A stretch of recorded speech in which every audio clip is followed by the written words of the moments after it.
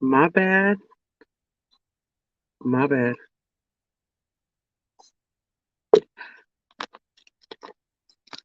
I had to look at the fucking chat from my other shit.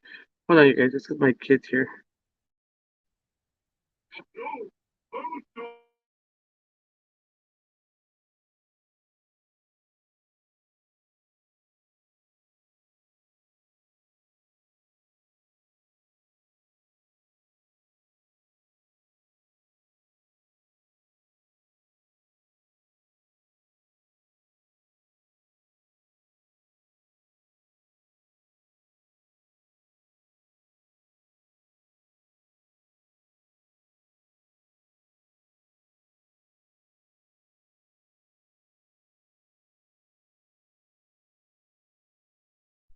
You're gonna have to contain yourself because I'm still gonna wait for also to come.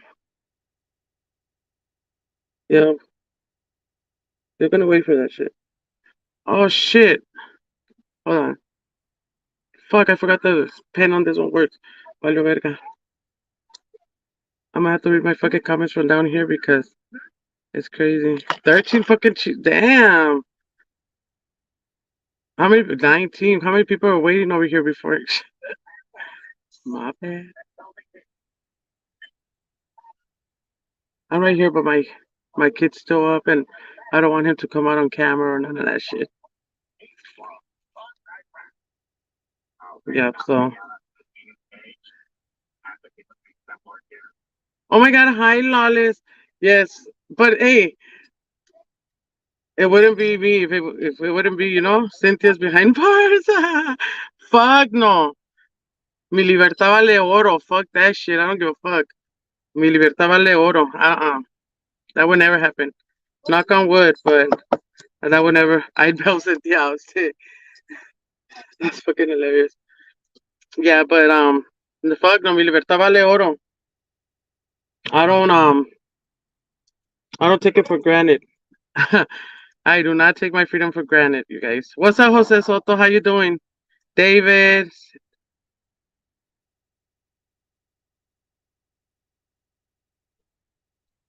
She'll be pod queen. You're a sick individual, fucking Roxy B, te digo. Shit. I wouldn't be shit, man. I would be just me. Fuck that shit. I'm not taking no responsibility for nothing over there. I ever seen a movie? I fucked up my camera. Probably. Yes, I did. I did. I gotta get used to this shit. Hold on. I can't get used to this shit. Hold on. See? Okay. Fuck it. It is what it is. Así se van a quedar. Because I moved it because I was connecting my fucking charger. Hold on. I'm gonna have to put it a little higher. Yeah, because I connected my charger. Hold on. There. All right. Sick, huh? I'm still gonna stop the camera because. Hi, Blazer. How you doing? How you doing? Hey, Drew. How you doing?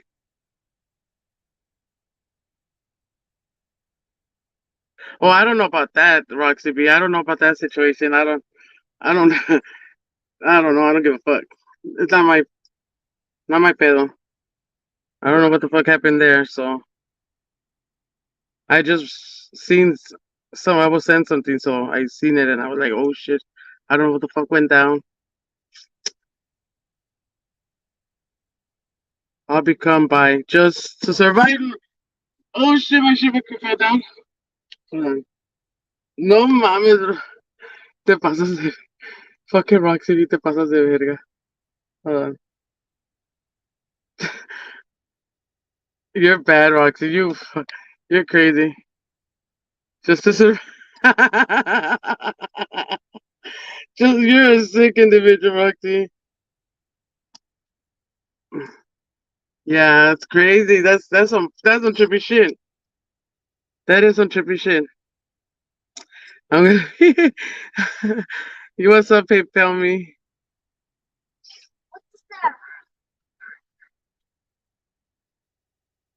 She's in a no? I don't know if she's in a no. Where's Cowboys Nation? Nah, I don't know. I don't know what the fuck went down with that shit.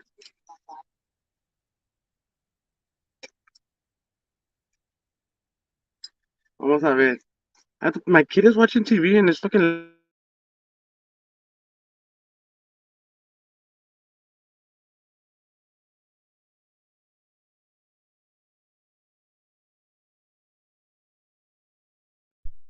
It's because my vanity's like right fucking almost under the TV.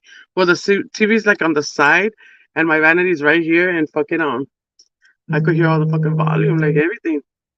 Damn, hold on, you guys. I have hold on.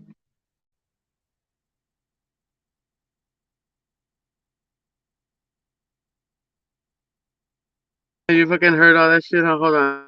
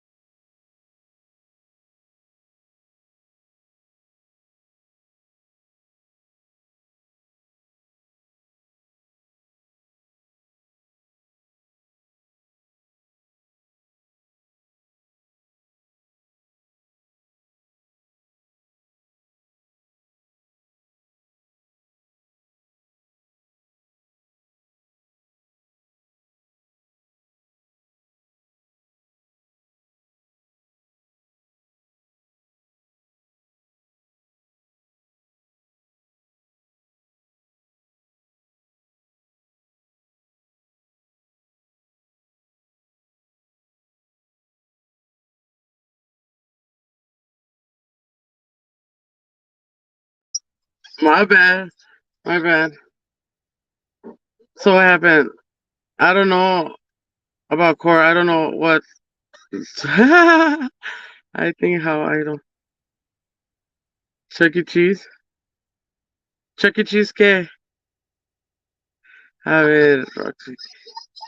You're fucking crazy, Roxy. Roxy B's fucking crazy, man. She's funny. I'm waiting for Oso to get here anyway, so. How you guys doing? I can't be bumping corridos right now, so. Now you guys I know I'll be fucking be bumping. La rata. Sick. No tienes chismes. Yo sí tengo. What's good, Cheap Show? How you doing, sir? How are you doing, sir? Haven't seen you in a while. Hope all is well with you. I'm waiting for my friend also to get here. I have to use a fucking. I'm using my other phone. You guys could hear my kids shit, huh?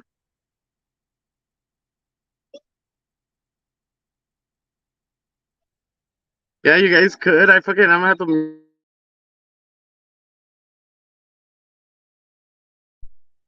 He's watching South Park. Sick as one. What's up, Pooh? How you doing? How you doing, Pooh? You're gonna go to sleep, Pooh? Oh, I'm so sorry for your loss, big Cheap Show. I'm so sorry.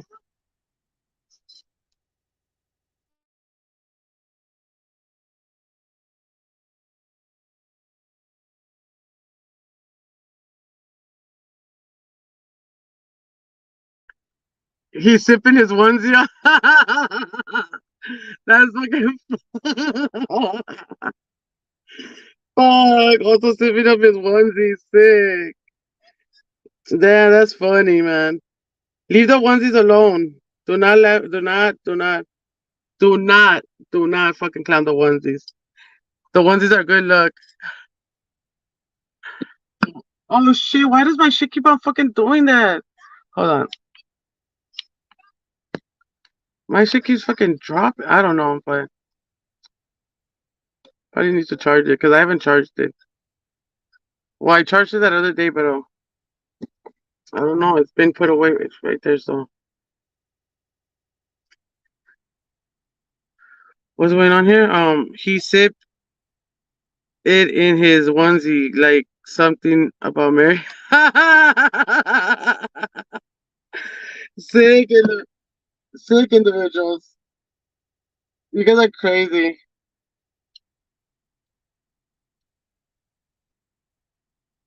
You guys are some sick individuals, dude.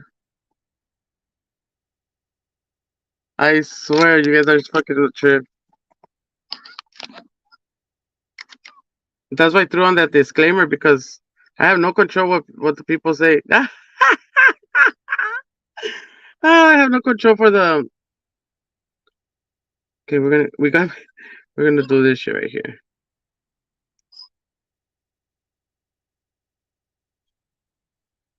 Yeah, we got a bleeder. I'm not even paying attention over here. Fucking Oso's coming. Like, because he has a link. Hold on, you guys.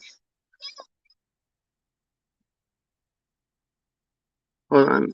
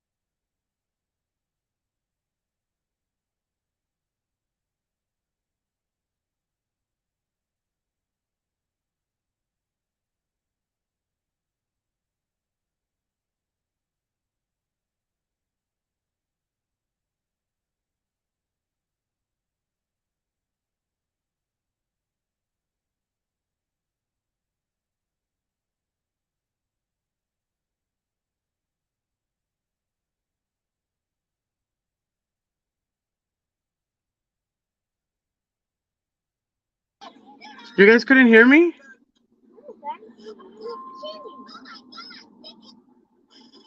I don't know what's the.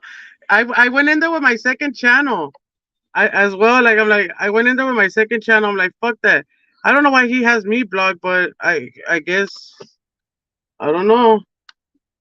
Oh, you guys, because my big kid. Yeah, but it's been silent. I was talking the whole time. Why does it keep doing that shit? I gotta take the fucking charger off. Hold on. I'll put it. Well, good night, puppy. Okay. Good night. I'm putting. Hold on. Leave him alone, David. You know he's gonna cry. He gets mad when my oldest fucking goes and try gets near him. He's a dick. Like get away from me, fool. Because I know he be. Hey, Thomas Eder, how you doing? I don't know that cheese, mate. To be honest, I don't know. I don't know what the fuck happened. But it might have to do with something that his wife said or something. I don't know. I don't know. My head says a lot of shit. From what I've been seeing, which you know, uh, I'm scandalous. I know. I know. I'm sorry, you guys. Sorry, not sorry. Hold on. Okay, let's see. Lauren, puppy. This will put it up louder. I was like, what the? I'm right under the TV. I have to look at this shit right here. Subway, Thomas. How's everybody doing tonight? Chingaderas is having fun out there, huh? He's having fun out there at the boulevard. Man, that's crazy. It's fun over there. Super fun. Derek changed. Lauren, yeah. Hey, I'm just waiting for also. It's just been a lot of. Son bien dramáticos. The everything going on with these people is fucking crazy. I'm doing all right, Cynthia. Great chilling. Here. Hold on.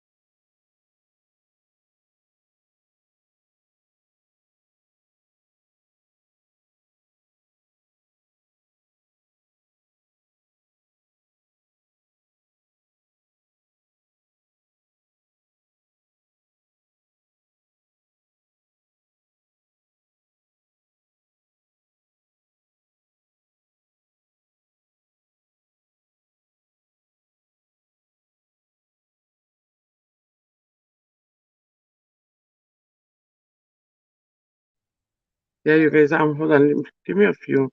Cause see, every time I start talking, he starts fucking laughing or doing something. Hold on.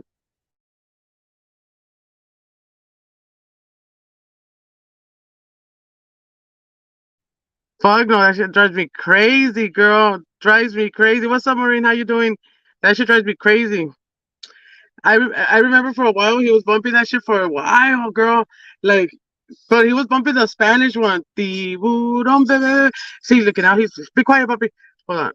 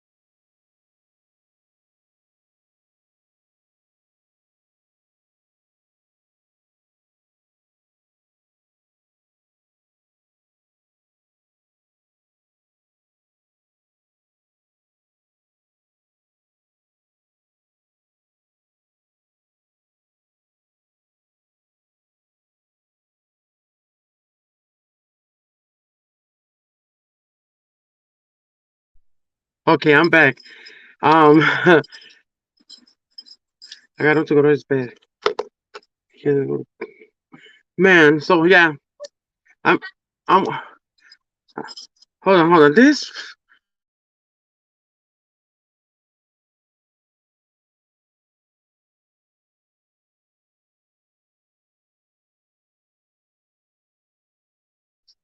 is because I put mute on the show that he was watching, and he was getting up to see what was going on, but I fucking have to change it, lower it, because it's you guys could hear that shit too, right?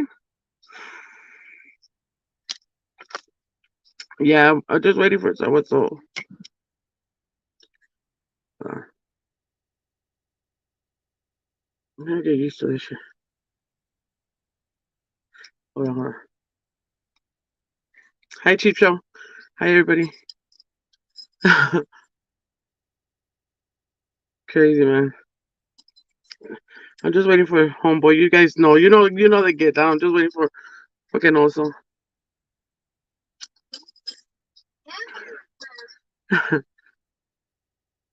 Hi.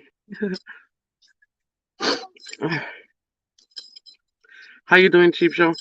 Hope all is well. Sorry for your loss. You hear my kid? He don't fucking stop. He hears me talking and then he talks more.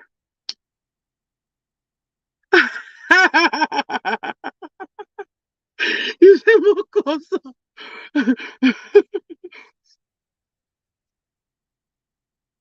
That's fucking funny. That's funny. For real, bitch, mocoso. Te digo, hi, Lawless. Oh my god, hi, Lawless. Drew. Ponle Baby Shark. No, baby, he would not be entertained with Baby Shark no more. Well, and oh, look at Tripa. He used to sing Baby Shark, and I used to sing it too with him, and then he would get mad, and he would stop it, and then he'll play it again, and I'll sing again, and he'll be mad. Say, look, he screams a lot. Like, yeah, it's crazy. Hold on, let me fix my.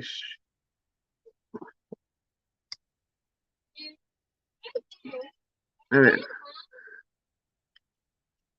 Okay, there. Put the light towards me. I look funny, huh? I'm pretty hot. Yes, I am. I sure am. Chilling, M3.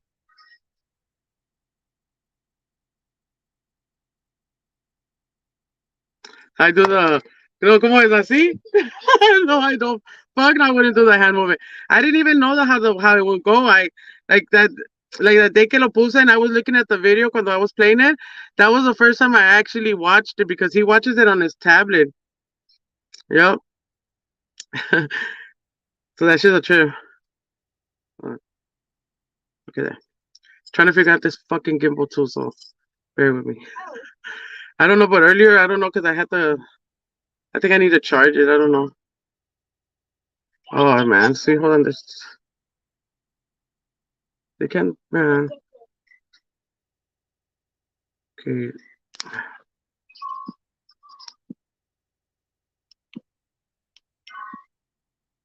Okay, hold on. Okay. I have to read the messages down here. Do you know the hand? No, no. Don't push it. Don't push your conversation. Fuck no. Hi, Billy. How you doing? Hope all is well with you. Okay. Hold on. Why did it do that noise? Hey, hold on, hold on. Hold on, hold on. Hold on. I have to figure this out. There. Finally. Am I late? You're super late, homie. Oh, sorry. Tell you guys, you're super late. Cowboy Nation. Fuck, I'm getting feedback. The comments were hilarious though. Are they? Yeah, because I was waiting. Okay, we were waiting for you, and I don't know where's the one that Pink Taco said. Okay, so Sheep's here.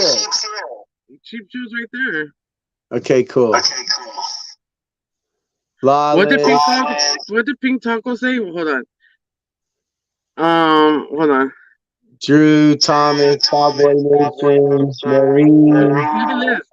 Anyone want to bet if Cynthia will be late? Yeah.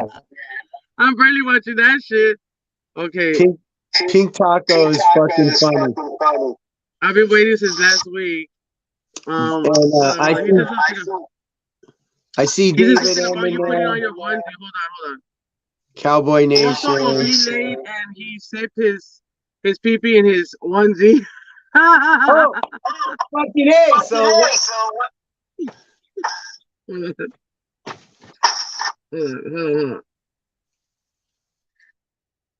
I was trying to do a solo layout. Hold on. No, so hold on. Stay right there. Unmute. Hold on. I have muted you. Hold on. Solo layout. Did it do it? Yeah. he's wearing the sunglasses. No mames. Fucking awesome. Wow. You know,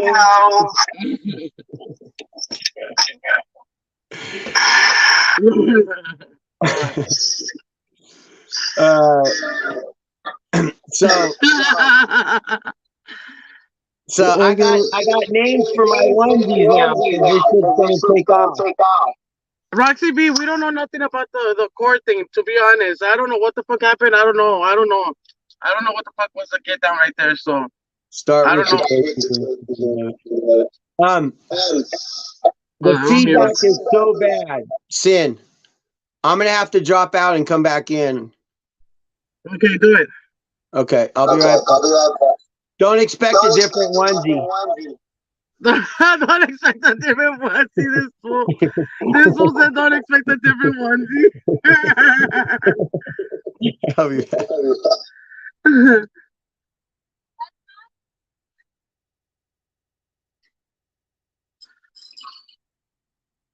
Oh, he didn't respond to you, Cheap Show? All right, all right. No, he would he? No, let the kid watch his cartoon. No, as is, you could probably hear his fucking tablet still.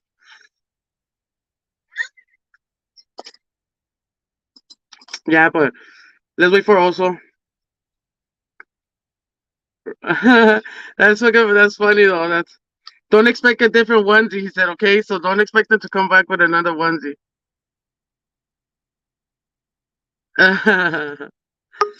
Okay, I think he's here again. Hold on. It doesn't tell me right here though. Like normally it would tell me. Hold on. Okay. I gotta view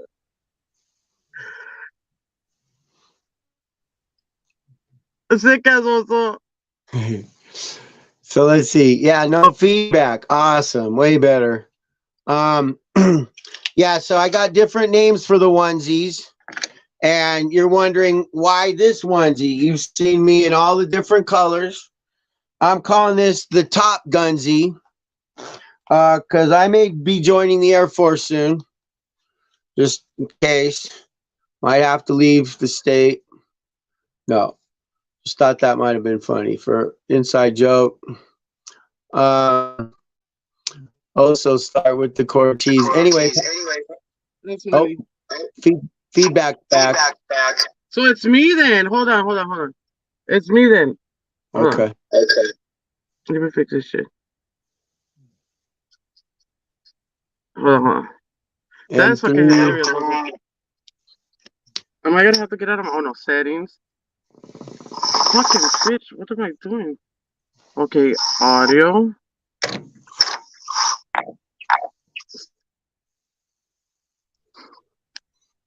Is it better? Yeah. No Is feedback. it better? Okay. Is it better? Okay. Sweet. Way better. I want to be honest. I mean, it's the only time I don't like hearing myself talk. Is a feedback. 123 Roxy, Pink Taco, Lawless, all the good people are here. Cowboy Nation, Rude Dog, Flores, Sheep Show. You got the link, right? Sheep, because we'd love to hear you were there Friday. So Sheep, if you could come up, we'd like to see your sheep face. Cheap Show, I was waiting there for like I don't know how long. I'm like, he's gonna come live right now. He's gonna come live right now. And I kept on refreshing. And I was like, fuck, he ain't gonna come back. I like Rosenberg's already talking, he's probably just right there recording them already. I'm like, fuck. But yeah, I kept on waiting. We were all waiting. Roxy was waiting. Everybody was waiting. Everybody was waiting. You're Fucker left us most waiting. man to be live that day, and nobody. You were got us. Got us. That shit was funny. It was a trip. No, but I was waiting like that. I'm not gonna lie. Fuck that. I wasn't gonna lie about that. I was waiting. I kept on refreshing. Sick, huh? Oh shit! I'm, I I'm, sat, I sat gonna, there I'm gonna and be real. chat. So hopefully Sheep will come up. We know you're busy, Sheep, but you got the inside story and you left us all waiting, so you kind of owe it to us, you know. But I'm not giving you a guilt trip. I'm just giving you a guilt trip. But that would be cool if you could add that. Anyways, Billy, everybody, Thomas, Roxy, Drew. Drew, are you still getting feedback? You're hearing it better. Okay, good. All right, good. Thank you. Yeah, crazy ass also got his onesie on. So this is my top onesie or top gunsie. And then let me get his headphones on. All right. Sheep's coming in for the inside information. All right. And then I got my summer onesie, which I call a sunsie. And then I think they're gonna catch on.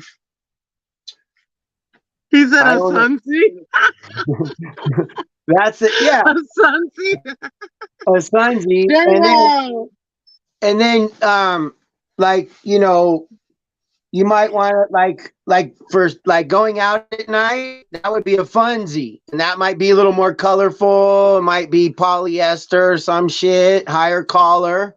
You know, a funsie. That's Uh, funny though.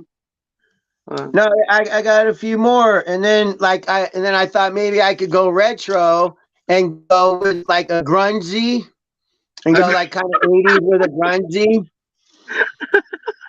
and then I thought I maybe gotta I catch up. could, and then like maybe for Easter I can add some ears, and it could be a bunsy, and and then like What's up, and Diane? then And then I thought, okay, like other, I don't want to just like it can't just be for white people. So up here in Weed, California, right next to me is Weed, the next county up, Siskiyou, and all the Hmong are up there.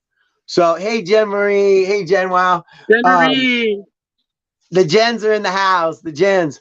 So then, so the Hmong are up there, right? They got screwed during the Vietnam War. So I thought I could make them a Hmongzy. Just saying, big dog, big dog. Yeah, so we'll see. We'll see. It's gonna catch on. I was actually gonna get like a 1Z. There's puppy. Sheep show's coming up. The kids all cleaned up and everything's good. Yeah. We do have some breaking news tonight. I don't know if any of y'all were watching Checkpoint, but we actually are gonna bring you every part of the story because we're not beholden to anything. Real investigative journalism means that you are not part. You don't have a side. You let the people decide. You tell the truth, the whole truth, and nothing but the truth. And you don't pick a side. And so, what's the difference between a so called journalist who is self centering versus like the IPO or the information officer at a police department who's giving you their side of the story? We want unfettered truth, and that's what we've been bringing you here. And it's not me, it's mostly Cynthia, but it's a lot of you in this chat that have brought this information. And I don't know if you all want to be mentioned, but and some of you I imagine don't want to be mentioned, Nope. but I just want to appreciate all of you and all the information you brought. And we didn't know if it's true or not. We don't know what it's true, but that's how information is shared. And then we go and do our best to verify it. And that's what you do. That's what we've done. I've shared, she shared, we share what we have, you share what you have. And that's journalism at its best. The worst part of journalism when everybody's trying to clout chase or come after a story, and you see that in conventional journalism. Well, I got the story, so I'm not going to share my story with you. Well, that other reporter might be able to help you and get more information and share more contacts with you, but no. It's about my name on the title of the story, my chasing the clout, my getting the awards, the job, whatever, the promotion. So that's not what we're doing here, and not running a nonprofit. You know, I'm not monetized, and Sin has just become monetized, just become recently. So this is a big deal. I'm very happy for this. I think she's earned it. And Sin has taken a lot of flack on this issue, but everything that she has done is because you guys have brought it, and she has done a lot of research. And we've only tried to share the truth. That's it. We're not trying to screw anybody. No vendettas, no biases, just sharing as much information as we can with you. That's it. And we're not, no nonprofits, no affiliations with any of the defense, or prosecution, or anybody. So, yeah. So that's what's been happening. And I think some other people are taking credit for some of the information that you all have brought here to this channel. And thank you for posting that, Jen, because we don't, Sin has never asked for money and never will, right? But like, I'm a friend, and but we're all friends here, so I know if you got it, you're sharing it anyway, so I ain't even gonna ask for it. But I just wanted to put that out there. And then for anybody who's like trying to be a hater or a troll, or wants to strike the channel or anything like that, or say that there is we're going to speak about that, KS. That I got some information on that specifically tonight.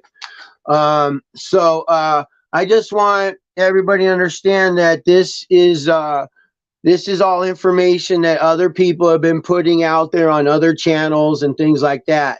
We are just a conglomerate. We are just taking all of that information and putting it in and trying to get it to one spot. But none of this was stuff that we put out or originated. And, there's no way that anything could be held liable here, and we never make any false allegations on different social media. You're right, Cynthia. So, we're just trying to bring information, and we do our best, probably more than most, to try to go to the source. And so we're going to bring you some of that information.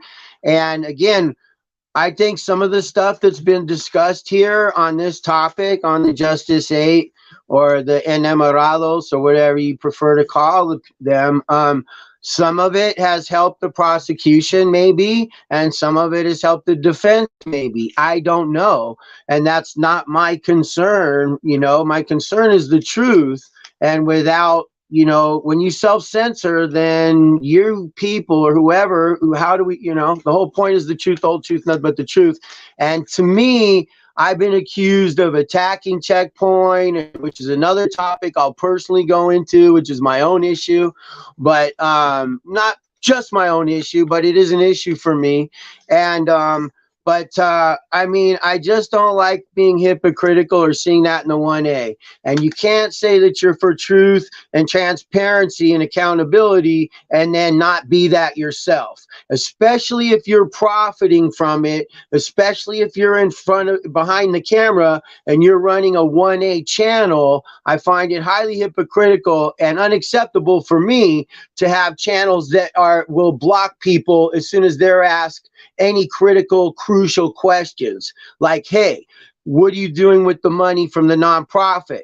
Hey, why do you say you have affiliations with the LA Police Department, Beverly Hills, and anti-drunk driving organizations? And how do you get the DUI checkpoints ahead of time? And all these legitimate, normal questions that if someone had nothing to hide would want to answer. So, I don't understand why people getting upset by us asking questions. And I would think that, I've never been blocked, and I've said a lot of stupid shit on YouTube especially when I first started.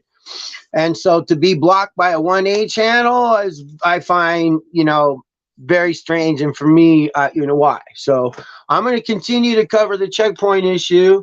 I have nothing against him, and there's some things about him that I like. And same thing with Rosenberg and everyone else, and Alex and Riverside. And there's things about them that I personally like and admire. So, you know, and then, so Jen said that she got blocked for something, and then Ellie did, and then trolled the mod. And, you know, and again, my apologies to Jen and Ellie. We had a disagreement and I overreacted, and I publicly would like to throw my apology out right here for everybody to see.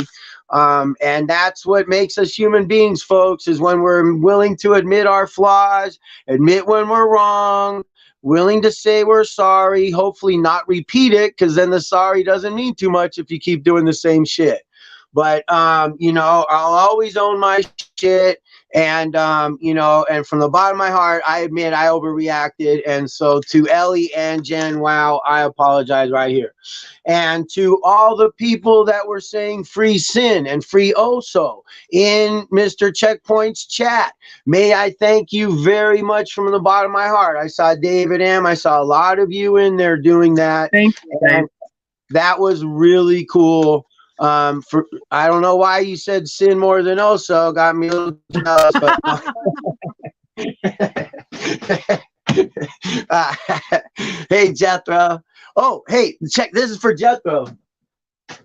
What's behind the magic curtain?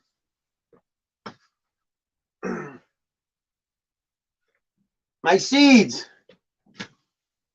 My seeds.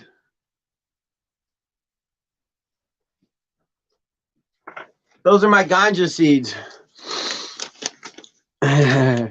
So anyway, so you all mean a lot to me. You guys have done shout outs, you've done a lot of stuff.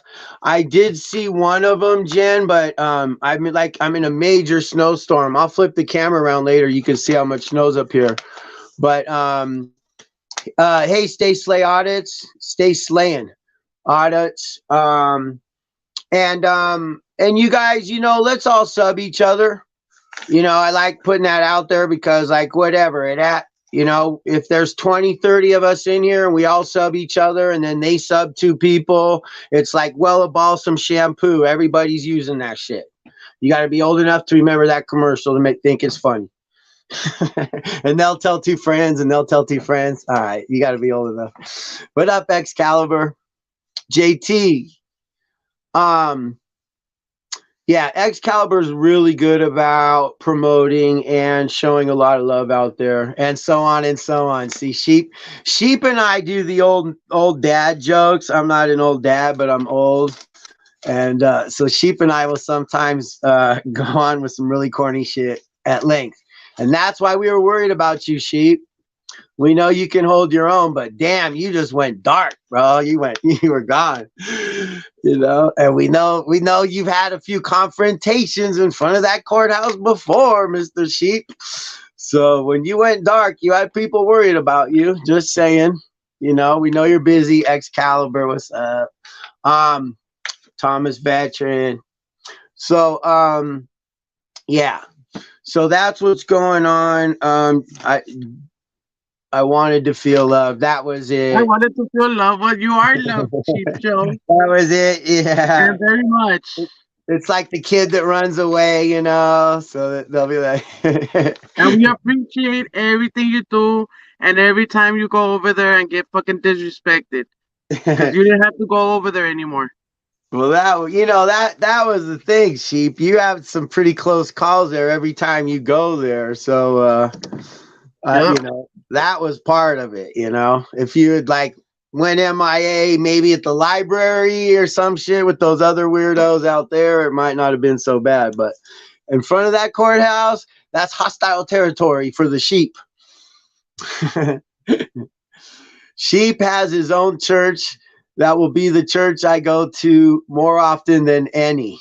Yeah, well, he might. You know what? And I hope Sheep does get his own church or facility, and because he should. And I would go there too. I would listen to Sheep. He would tell you stuff that no other preachers would. Like, he'd keep it real, I'll tell you that. And he wouldn't be about the money, you know. Uno, dos, tres, saludos, compa. Big dog, what happened to me wrench? I don't know. I think with the new thing, some of the shit changed. Cause I hate this new chat, like the way it works. Pink Taco, we got UB Chillin 909. Pink Taco is definitely one of the funniest, like, and that's the thing too, is like we use a lot of comedy or kind of heckle each other. I try to not take myself too seriously, and at least sometimes I get my panties in a bunch sometimes or whatever. My butt hurt, but I try not to. So I try to just practice what I preach and hold others to too. I try to. So it's good to have the comedy in there too. Thanks, Excalibur. You know what I mean? Like, little friendly heckling and fun. Like, that's what friends do. And there's a fine line, but, because I remember at first, when I first seen Pink Taco, like a couple years ago, I didn't quite understand it when I first came into 1A, and he was there before me. I'm fairly new.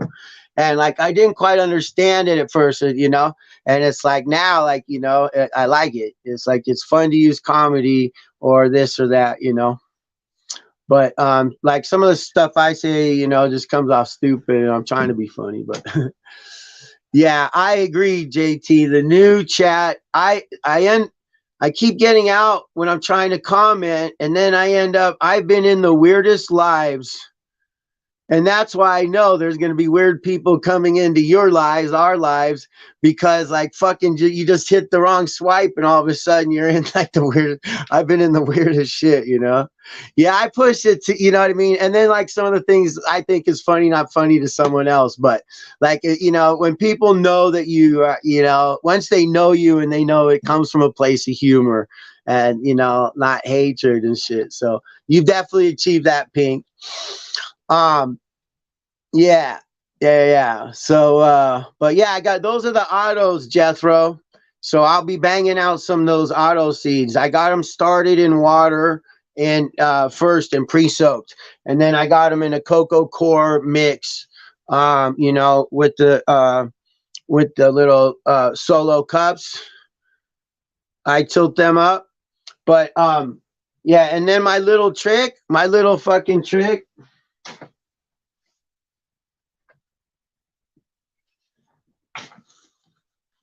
I blow in the bag, fill it with my CO2, and my halitosis is sulfur, which is also good for killing any of the stuff in there. See? So bad breath can be good for your plants.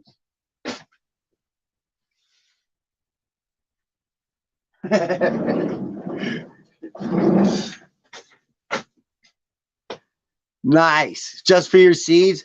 I mean, I used to just throw them in a closet. I don't know. I just grew up with before grow tents. They're handy though, for sure. But I'm just so used to making all my own shit. Never mind, I found a monster even better than coffee.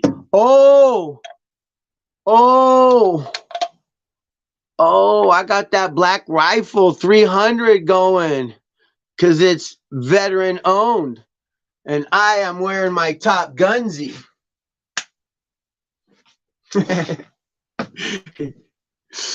Shit, we're still waiting on you, Sheep. Where are you at, Sin? Are you there? Did you go dark? Are we going to bust into some Justice 8 information? Yeah, well, Drew, we exhale CO2 and plants I'm right exhale here. oxygen. But my son's still talking, so that's why I have him mute. Who's what? My son is kind of talking, so that's why I have it on mute. Okay. And then, Oh, yeah, CO2 is good for the plants, but but I just have this weird theory about, the sulfur, and it might be helpful too, right? But yeah, definitely our breath is. I am wearing a new onesie, Jean-Marie, enchanté, bonsoir. And yes, I am sporting the what's known as the Top Gunzy, because Jean-Marie's a little late.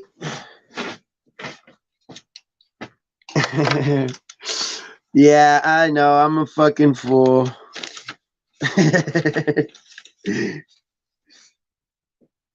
It's arrested development. You know what I mean? You know, I never grew up.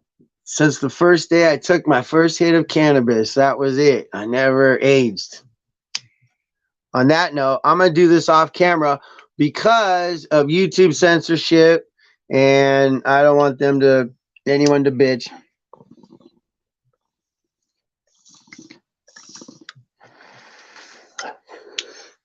But I really, really love ganja. Love it. Oh, I love it. I love it. I love it. Look at this shit.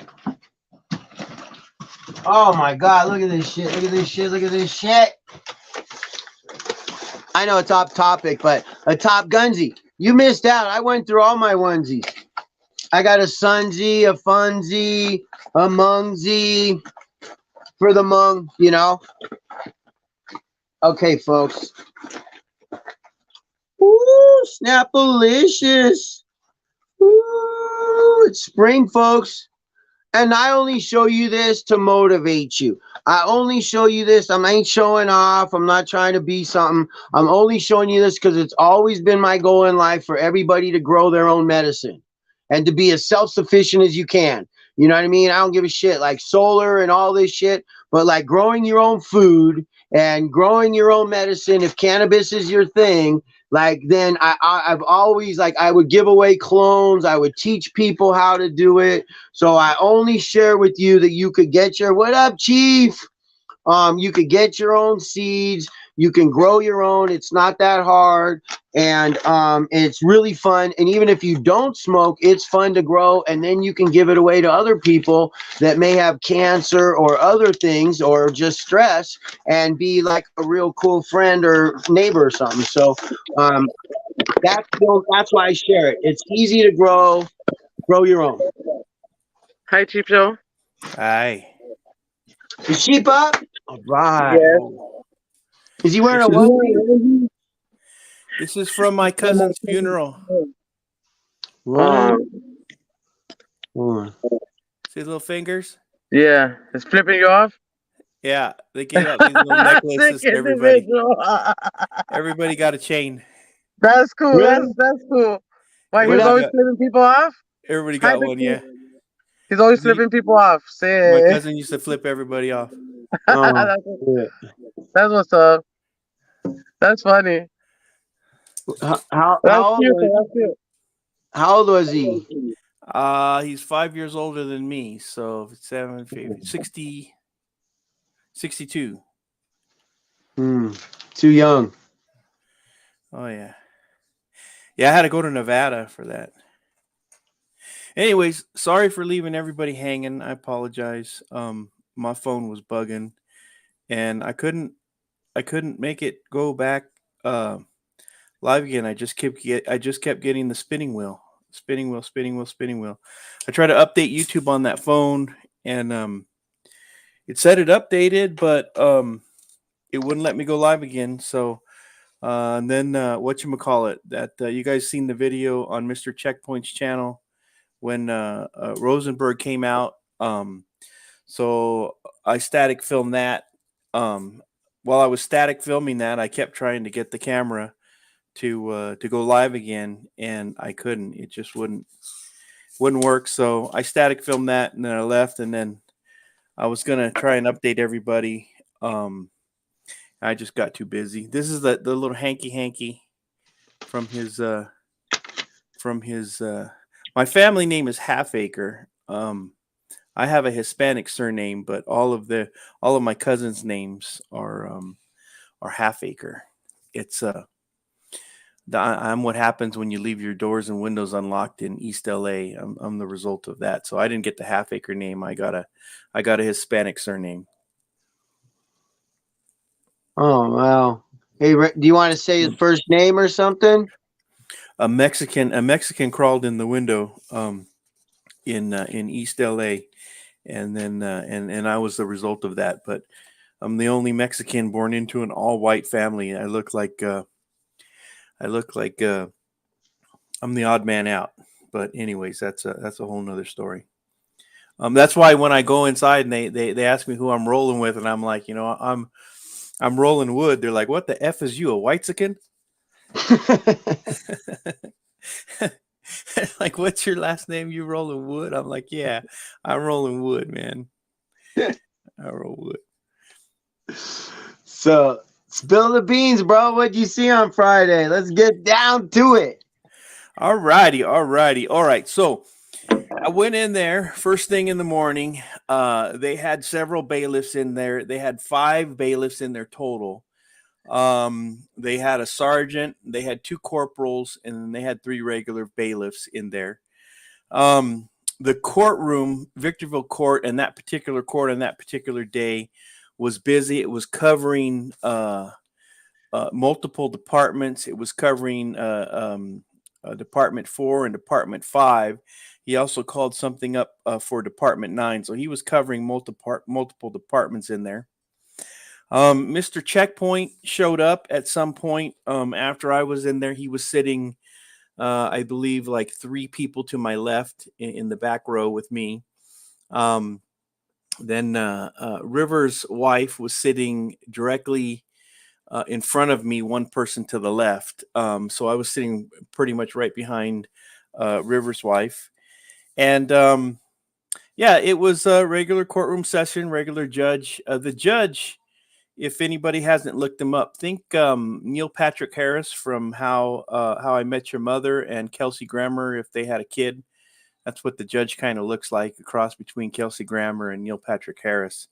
White dude up there. The prosecutor, think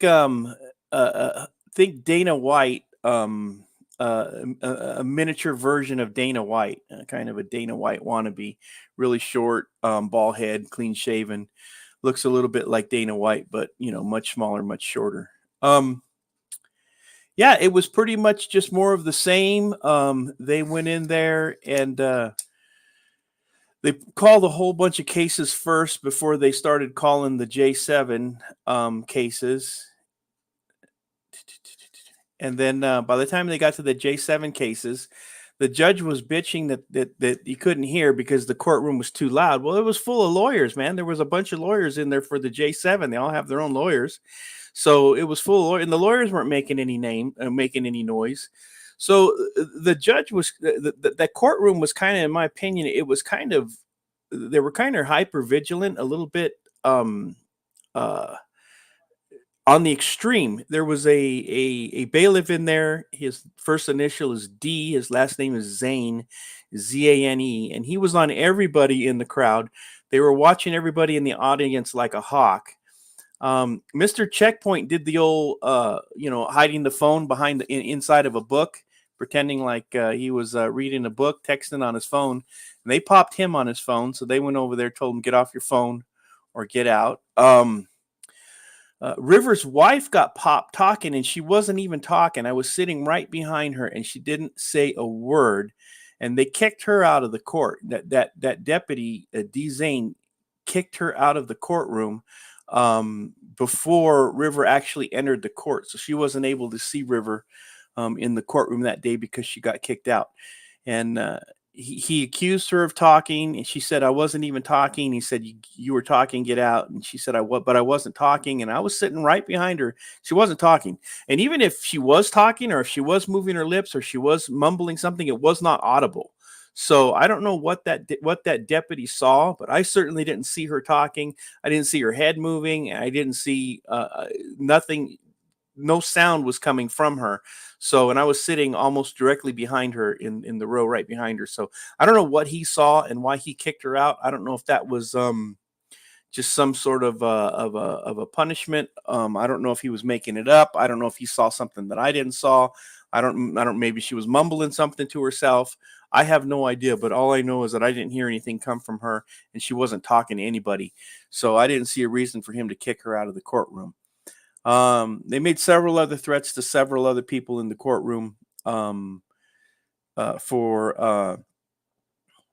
talking. Other than that, it was just pretty much business as usual in the courtroom. They talked a lot about. I did notice. I thought it was peculiar. how chummy Rosenberg was with the prosecutor, Wilkerson. They were really chummy. They were kind of yakking it up and laughing and giggling a little bit. And, and I understand, keeping the environment professional, but it gave me the impression that we're all just pawns in this game of upperclassmanship, this game of, for lack of a better term, brinksmanship. These people, officers of the court, the judges, the system, the courtroom, the lawyers, the prosecutors, the defense attorneys, the bailiffs. They're all just jousting with each other, and we're just pawns, in this whole game of our criminal and justice system.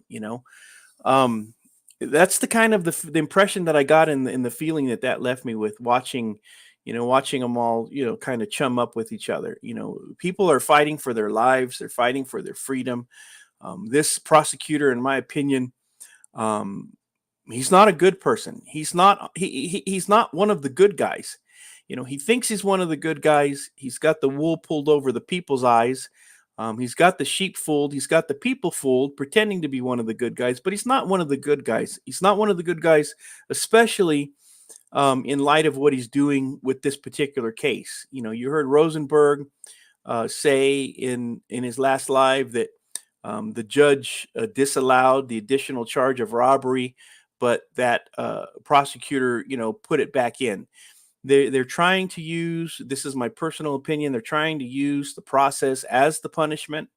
I made this argument that even if the entire case is dropped, if this bombshell, this so-called bombshell, goes someplace, if they can prove, get enough evidence and prove that the lead detective and some of the other officers lied on the stand, if they can offer proof to the court, enough proof, in order to get all of the charges dismissed, or in order to get, a mistrial, or if they can manage to get the case removed out of San Bernardino County and transferred back into LA County, because, the fact of the matter is that the overwhelming majority of these charges happened in LA County. And anybody with a brain, anybody who is not a bootlicker or a copsucker or a blue line worshiper knows that this was politically motivated. And that's why this sheriff wanted this case, and this district attorney wanted this case in this county, because in their mind, there's a better likelihood that they would get a conviction in this county, and they were more desirous of prosecution than LA County was. So the reason that they brought it in this county was not so much, was because they weren't certain that LA County would even bring charges against them. And these guys really, really, really were hard up to bring charges against these guys, which should make everybody question. I mean, the entire Victorville protest. Let's not lose sight of the fact that the entire Victorville incident occurred during a protest of who? Of the sheriff's department. Who were they up here protesting? Let's not lose sight of the fact that they were up here protesting the sheriff's department. They were up here protesting the deputies who picked up that little girl, that little 16-year-old girl, flipped her upside down, and drove her head into the pavement. That's who they were up here protesting. We can't lose sight of that fact. That's an important fact in this case. That's a motivating factor for this sheriff to want to prosecute these defendants in this particular county. Why? You ask yourself, why does this sheriff want to prosecute in this county all of this? And who's paying for this? Who's paying to incarcerate them? Who's paying for the trial? Who's paying all of the court fees for all of these things, all of these acts that occurred in another county? I'm a San Bernardino County resident. I'm a resident of Victorville. Am I paying for this?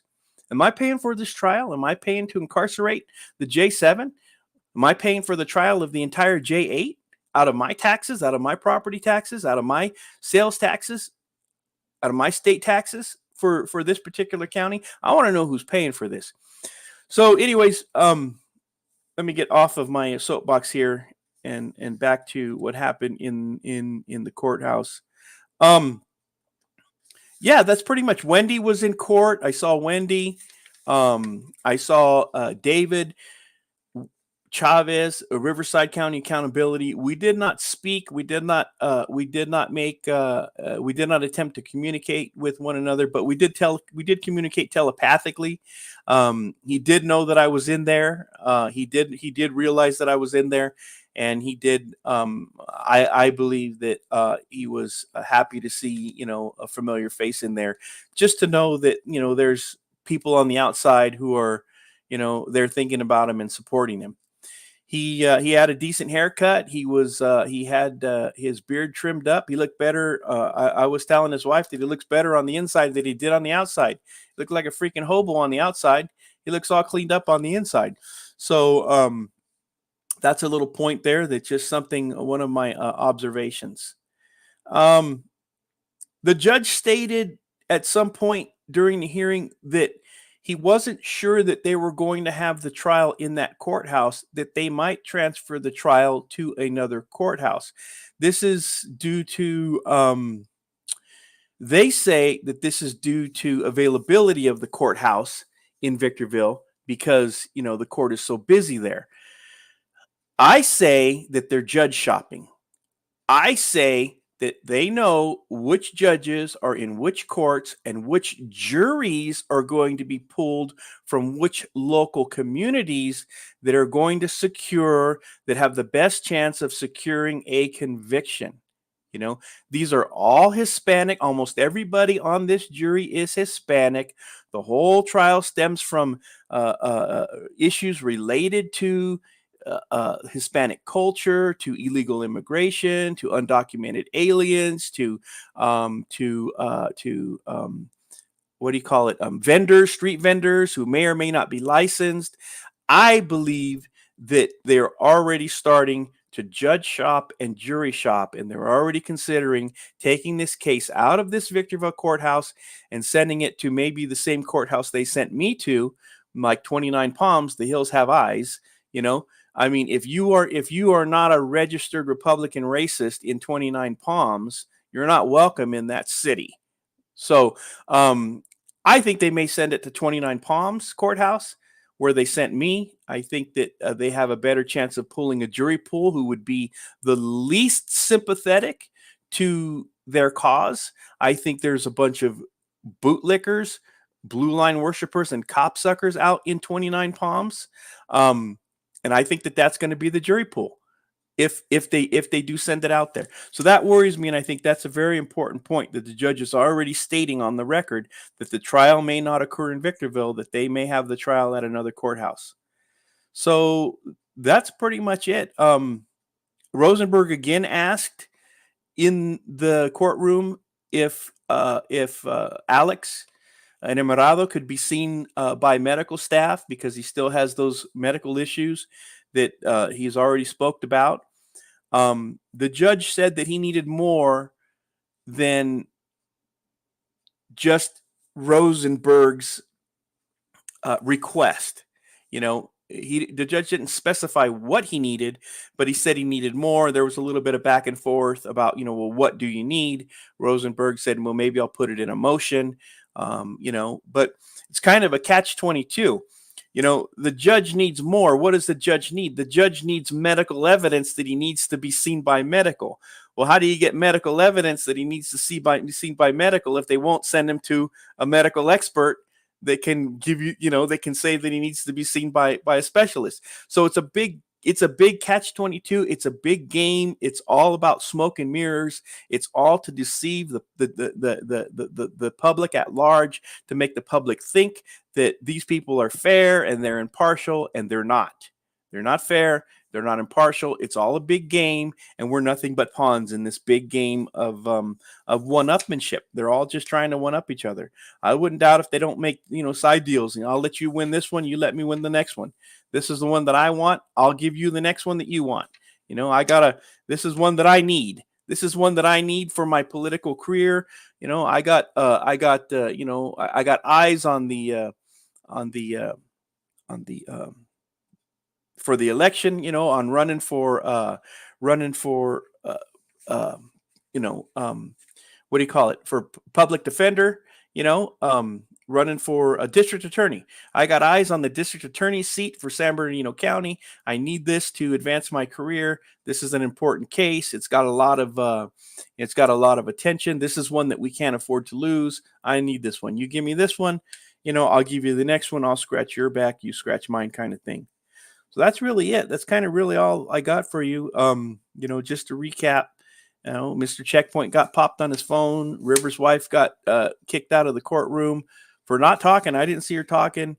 Rosenberg talked more about the pitches motion. I'm not aware. Rosenberg said something about the pitches motion that they need, or maybe it was Mr. Checkpoint that said it, that they need to show cause for a pitches motion, or they need to show justification for a pitches motion.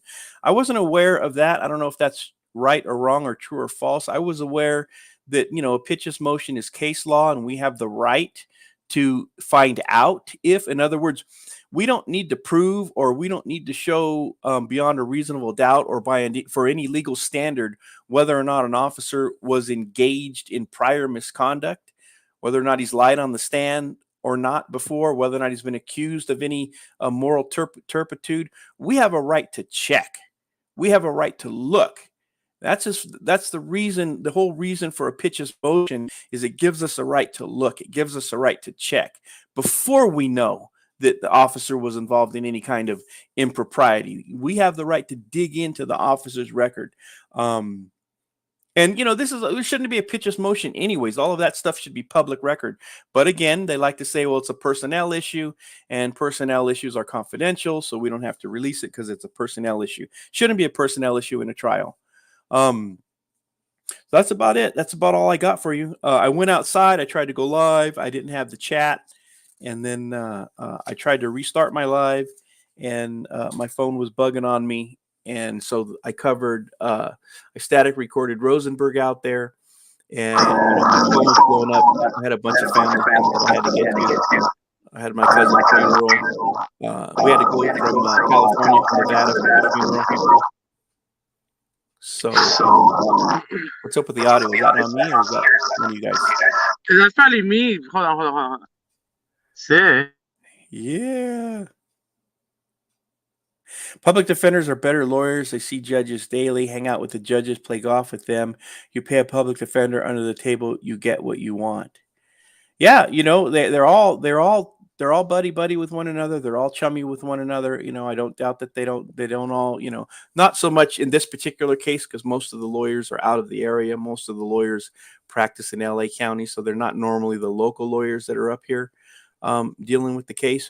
I did ask, this is something that I'd like to dig into a little bit further. I did ask Rosenberg if there is any chance, and maybe some of you legal eagles out here know this more than I do or can find out. I did ask Rosenberg if there was any chance the California 3 strikes law could come into play. And he said no, because Alex does not have any prior strikeable convictions.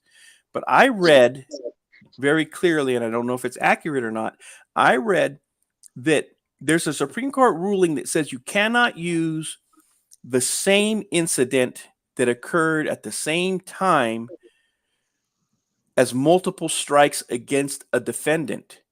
But I read that you can use in the same trial against the same defendant different felonies, strikeable felonies that occurred with different victims at different times in different places. And in this particular case, if you think about it, what do we have? We have 3 victims. We have 3 different times that the incidents happened, and we have 3 different crimes for each victim. And I can't help but wonder if that wasn't absolutely intentional, so that when they go to try and make a deal, they throw either you take this deal or we're going to 3 strike you. Now, I could be totally off base with this, but I did read that you can be subject to 3 strikes law in the same trial if there are different victims and if there are different crimes that occurred in different places at different times. Maybe I'm completely wrong. I'm just telling you what I read. I read that on Schuss Law. Anybody ever use Schuss Law? How you can go on that Schuss Law. It's a gold mine of information. They have just about every crime that you can think of on his website and goes into depth on all of the crimes. And then he gives all the legal references, all of the court cases in the footnotes. So I did read that. So I don't know if if three strikes are on the table, and when they go to offer them a deal, if they can say, listen, it's either this deal or we're going to try and three strike you. We're going to go for, that's a game changer. We're talking 25 to life. Even if they double strike him, we're talking double the sentence for each of the strikeable felonies. So that's a whole game changer between hey, listen, you're looking at 25 to life or pretty much life in prison or the deal. So if you want to roll the dice, then you go ahead and roll the dice. Time will tell if three strikes are on the table or not.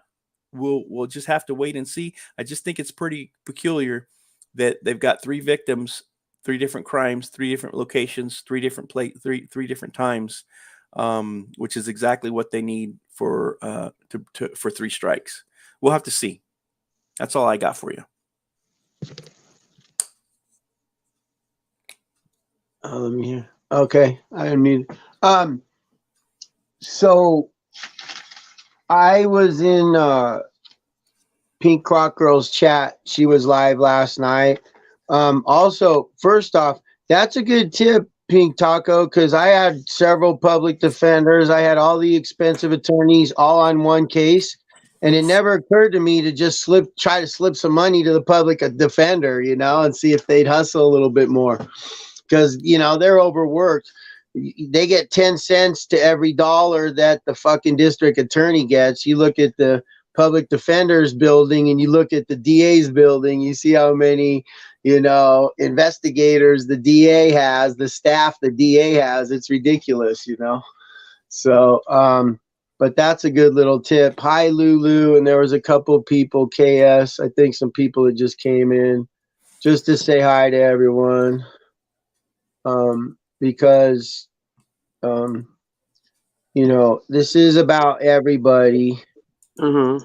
And it does affect all of us, really, whether we want it, there's been a lot of people saying, well, it's not 1A. And my whole thing is, well, you hear Rosenberg say it every time, and it is the basis of their defense. This is a First Amendment defense, whether you want to include Alex in that or not or whatever. So I was on Pink Croc Girls live last night, and in relation to what you said, I asked her, I said, well, I heard you got kicked out, and she said the same thing. She goes, I was talking, not that loud, and the bailiff, had a boner and to fuck with people, basically. I gotta watch my language. And then, and kicked her out over it. So you are reiterating what she said and confirming what she said. And that sucks because, there she went to see her husband, right? And so, I don't think that was right personally. Yeah, so there's quite a bit of stuff to get into. But since you were there, Chief, that's funny, Sheep. When you were talking about Rosenberg speaking with the DA, you said was speaking with Wilkinson, right? And kind of chumming it up. Well, I think to that, they're already talking about plea deals, right? I mean, he mentioned in his press conference that if a plea deal was offered that his client could accept, then that could be a possibility. And also Pink Croc Girl said the same thing, that they are open to plea deals. So, but I totally feel you with it being a scam and a sham, and that, the way they yuck it up while there's lives on the line is pretty disgusting. But, and even me, it's like, to anybody watching who may think like I'm insensitive or anyone on this channel is insensitive, we do kind of yuck it up. That's what I mean, like talking about Pink Talk or whatever. Like, we do kind of use comedy. They call it, the gallows humor, where like making fun of Michael Jackson's sick ass stuff. Like you try to, you know what I mean? So there goes the echo. Oh shit! Oh, crap. But just speaking to some of the stuff that you were talking about while you were there, Sheep. And then, but the turnout there wasn't that much this time, huh? A lot less people showed up. Yeah, there was a lot less people. Pretty much the original crew that was there from day one were back. I don't really know who all of the players are, but I know a lot of the faces that have been there since day one. I think a lot of the other groups that were coming were just trying to piggyback on this cause. They had their own causes, they had their own, they wanted to promote their own groups for their own reasons. I think that's why a lot of them were here and they're not still here. They got out there, they got the publicity that they wanted, and now where are they? Now they're gone. So, which I guess that's fine.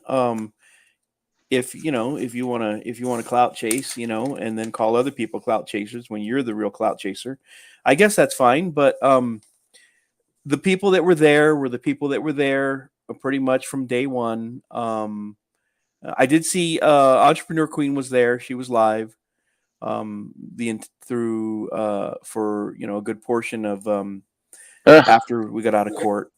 She was there. We heard that. We heard her. I figured. That's why I wouldn't go live, because I wanted you to go on over to her channel. Second there, Joe. For real, man. You did me wrong. You did me wrong.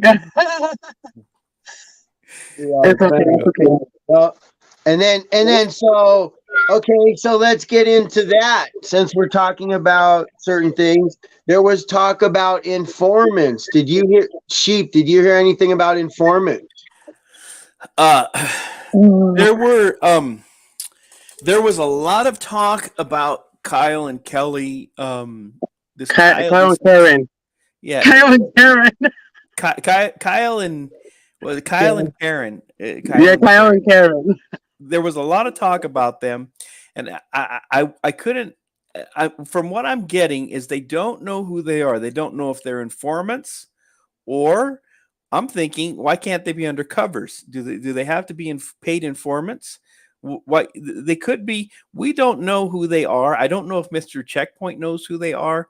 He's being very tight-lipped about it. He made it a point to say that it's not his goal to share their identity, share who they are. I call bullshit. We're the media. It's our job to report. If we're not doxing them for their identity so that they can be harassed, that's one thing. That's against the law.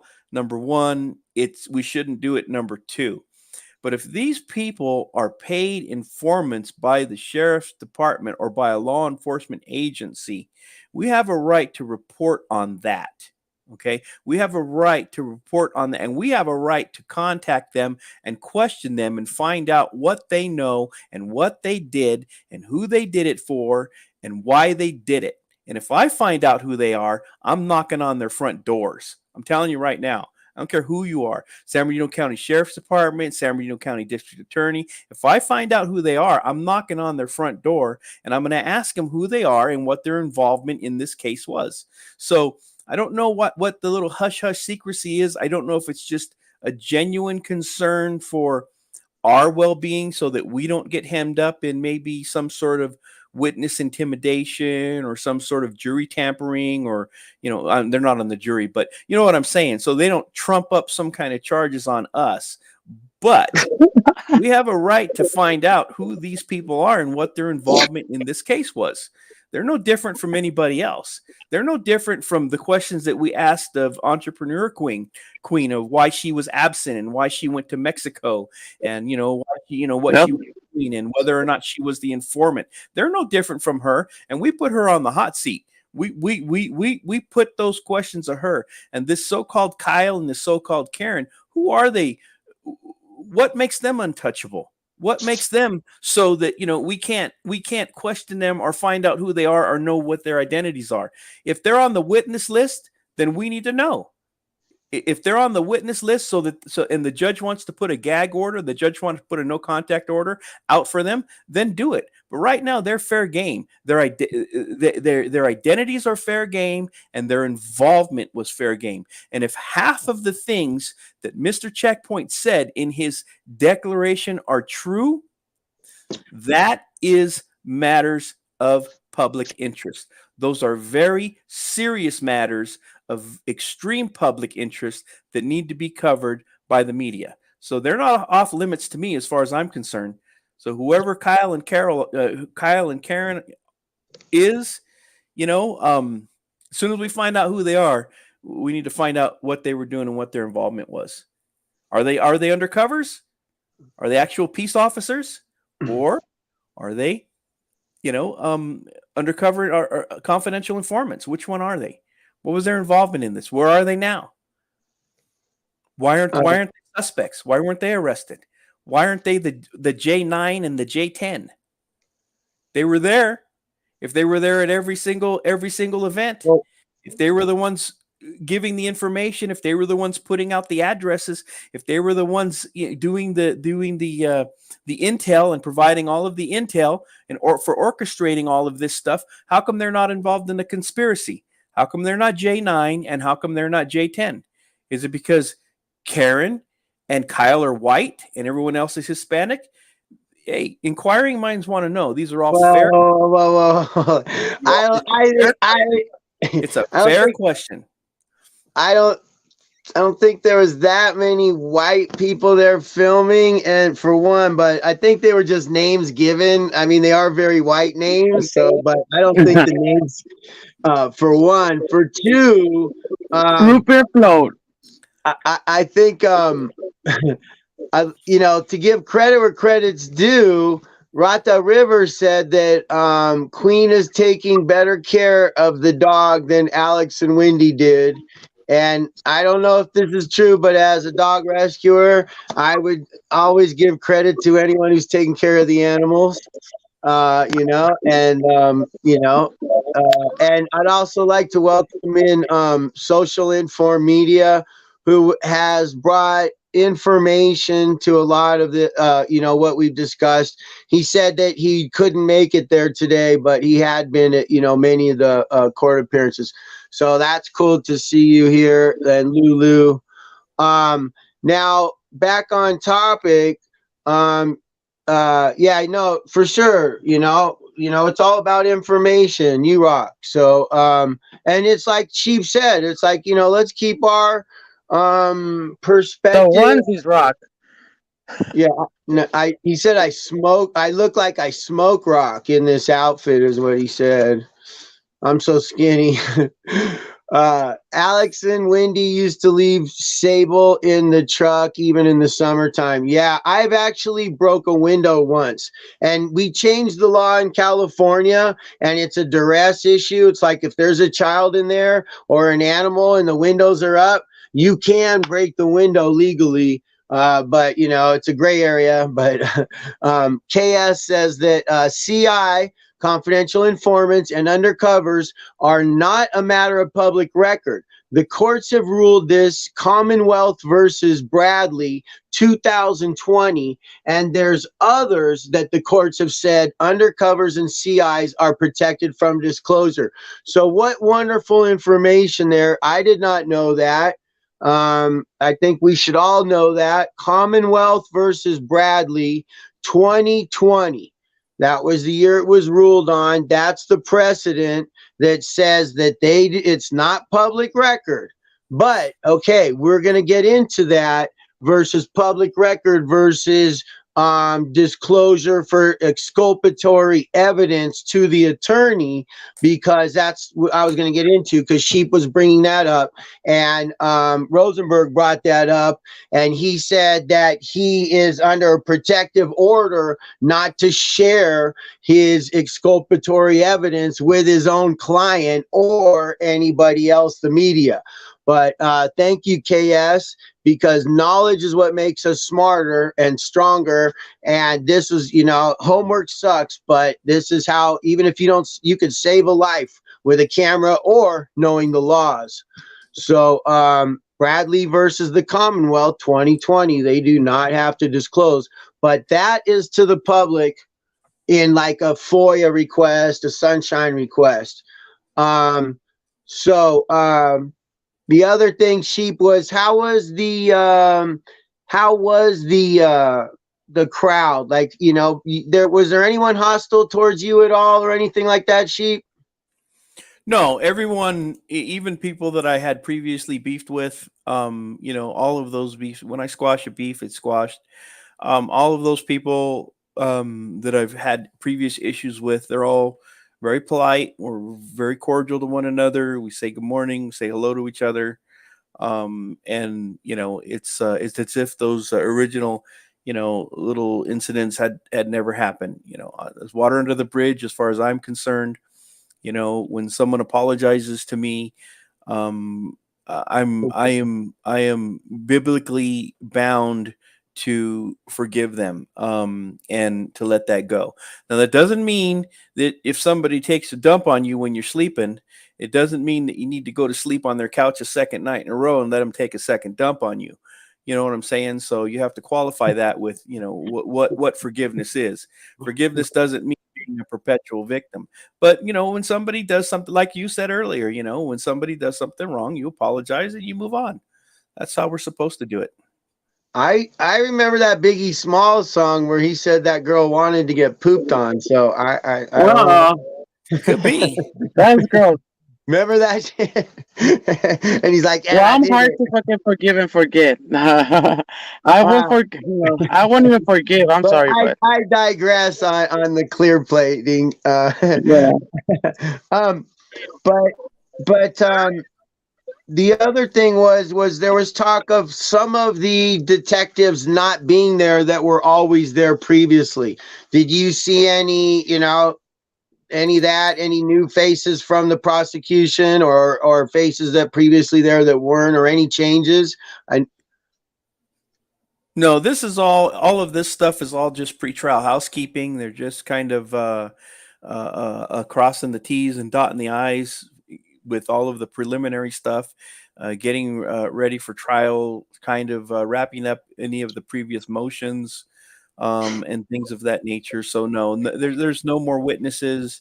Nobody took the stand in the courtroom. Nobody was questioned. It was just mainly the lawyers, just kind of you know, wrapping up you know, a few loose ends. I believe pretty much one of the only things that was covered was Alex's you know, continuing medical condition, and there was The trial starts with, huh? the trial starts if they don't take pleas, right?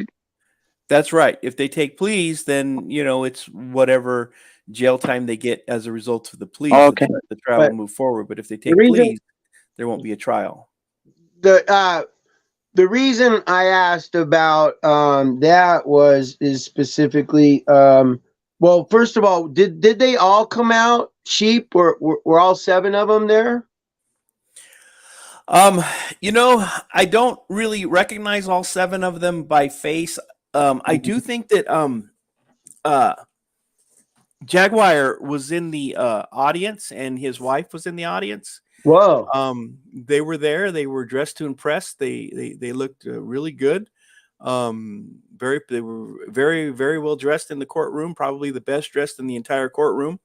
And I did notice that they were there, and I did see Wendy. I did notice Wendy was in there. I did see David. I did see Alex. And I did see a couple of the others that I recognized by face, but not by name. But I don't think that I did see Vanessa. I believe Vanessa was in there. But I don't know. I don't really know if all 7 of them were in there. There might have been 1 or 2 that weren't present. The best dress was Rosenberg. Okay, you're offending him now. Right? Rosenberg and those shades. Yeah. Does he wear those shades inside? No. Okay. No. Hey, look. I see the comments on Rosenberg. Everybody knows that I have some communication with him, and I'm very open about everything. And but he is a very colorful character, whatever, and something, whatever. But I have never seen an attorney share more information, and a lot of what I'm about to go through myself is stuff that it came from what he said, and I have learned from him. And and I personally have been a victim of the system, like you have, Sheep, and many of us here. So until you go through the system, like Sheep, I know you're damaged goods like I am. It fucks you up. There's some people that can handle it better, but I'm not criminally minded, and I didn't do anything wrong, and I was actually the victim. So it fucks your head up when you actually realize how screwed up the system is. So they did it to me, and so I appreciate how Rosenberg, and they may be watching, but I'm not simping. I'm just always going to tell the truth, and I appreciate how he shares all that information. And and it seems like he's trying to do a lot for his client, more than than a lot of my attorneys ever did for me. So anyways, but he's definitely a colorful character, but I don't know, there's something about, I'm a movie dude. I don't know, I like the guy in some ways, but I don't he like also contact with me, so I appreciate that.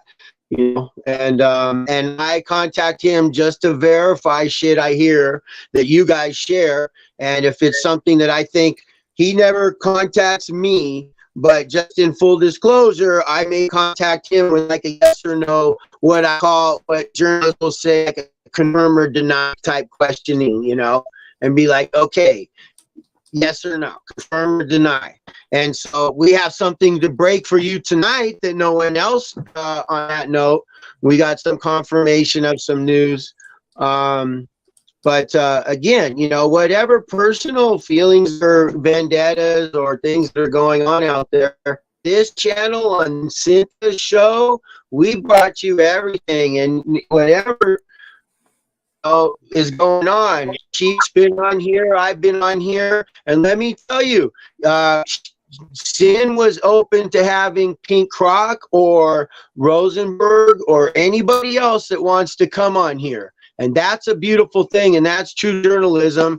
If the DA wants to come on here, whoever it is, come on up. If you got real firsthand knowledge, we'd love to have it. So, okay, am I breaking up a little? You're breaking up a lot. I'm breaking up a little. A lot. Are you guys hearing me okay? I actually have a short bus, Billy, which is funny, but I actually have one. But can you hear me all right?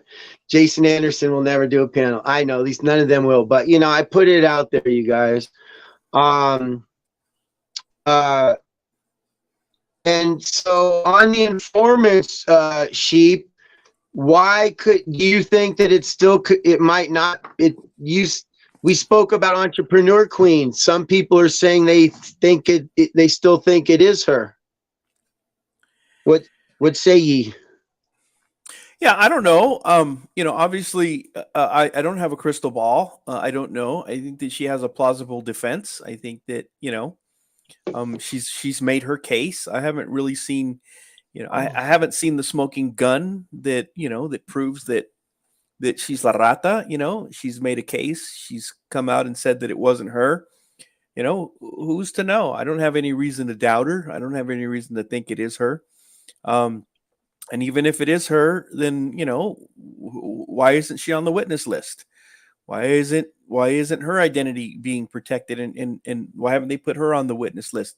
And just to touch on the whole public records disclosure stuff, I'm not aware of the judge putting a gag order on this case that involves the media. So until I haven't heard that he's put any kind of a gag order on this criminal case that involves the media. So we are free to continue with our journalism. We're free to continue our investigative reporting. We're free to keep digging, and we're free to keep looking for the identities of this mystery couple that was supposed to be in every single video. And if anybody has video and can find out who these two are. It shouldn't be that hard to find them because there is supposed to be out there of one of them squirting water at victim number 3 at the Victorville protest after he gets out of the car. If we can find the video that shows a female squirting water or throwing water at victim number 3 after he gets out of his car at the Victorville post office, we know at least who the female is. And then if we can, figure out kind of maybe who she's with or who she's associating with, or maybe read her body language or just kind of follow them through the video, maybe we can identify both of them at least by face. And female squirter, sick ass fool. And then maybe we can, oh shit, messed up my train of thought. I saw a squirter. So anyways, maybe we can figure out who people are. And until the judge puts a media gag order on this case, I'm free to report whatever the hell I want, As far as I know, there's no media gag order on this case. Just because it's not public record and the courts can't disclose it, or the department can't disclose it, or the lawyers can't disclose it, doesn't mean that the outside media can't pursue it and can't be investigative reporters, and we can't report on it. Unless and until the judge puts a gag order on us, I'm free to be an investigative journalist and report on whatever the hell I want. First Amendment protected activity. Judge should know that. Court should know that. Everybody knows that. So I heard somebody that's with the name FU Alex, okay, went through the videos and they didn't find that person because they posted out a picture of them. Ooh, you have it? Yeah. Can you send it to me? Now, what do you feel about it, like us sharing that information, Chief? Those pictures. Like I said, you have to judge for yourself. As far as I know, there is no gag order on the media on this criminal trial. We want to identify people who were involved. They listen. They're not victims. They're definitely not victims. So why do we need to protect their identity? Yeah, well, I mean, and potentially, how the prosecutors are going to view that or whatever. I mean, it's for the same reason why they've kept them in there, to protect not only the victims but public at large, I assume. You know what I mean? Like, and these people, that is why they were kept in, right? Like, that's the premise of a no bail hold, is that they have this reach outside of court, that, because of the activism and the subscribers and the history. But we have these pictures, and it's not only legal liability, but also, like, in YouTube. Oh, here comes one of my stray cats walking in the snow for her food. I might have to step off for 1 second, but I'm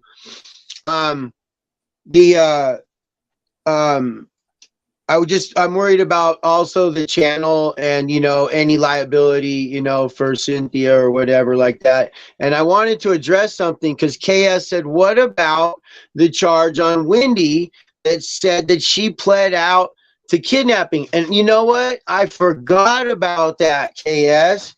I totally forgot about that shit. And it's still the same way. It's still the same way.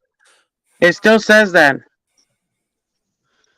So, social, let me read this since it's up here. Gag orders are sometimes used in an attempt to assure a fair trial by preventing prejudicial pretrial publicity, although their use is controversial since they are potentially unconstitutional. So, I mean, but there's been gag orders. A lot of this is similar to the Trump stuff, like, that's happening in the Trump trials, I think. And there's been a lot of gag orders issued with the Trump stuff. But the protective order, or the I'll get into my thing if you guys want. I'll break down my little deal. Well, there's two segments to it. One of it's just kind of reiteration of what Rosenberg was saying, and then I also would like to just say a few of the things that Pink Croc had thing, because she was like, look, she was live last night. She said, ask me questions. I popped in, and and she was like really open to answering questions. And I appreciate that, because she is not doing that for money, and she's not a 1A person per se. And, so completely different than like Mr. Checkpoint or whatever. So I appreciate her being totally open to answer all these questions that I asked last night, actually into this morning on her live. And so I'd like to share some of that. And then I actually had a little communication with Rosenberg on some shit to confirm some stuff.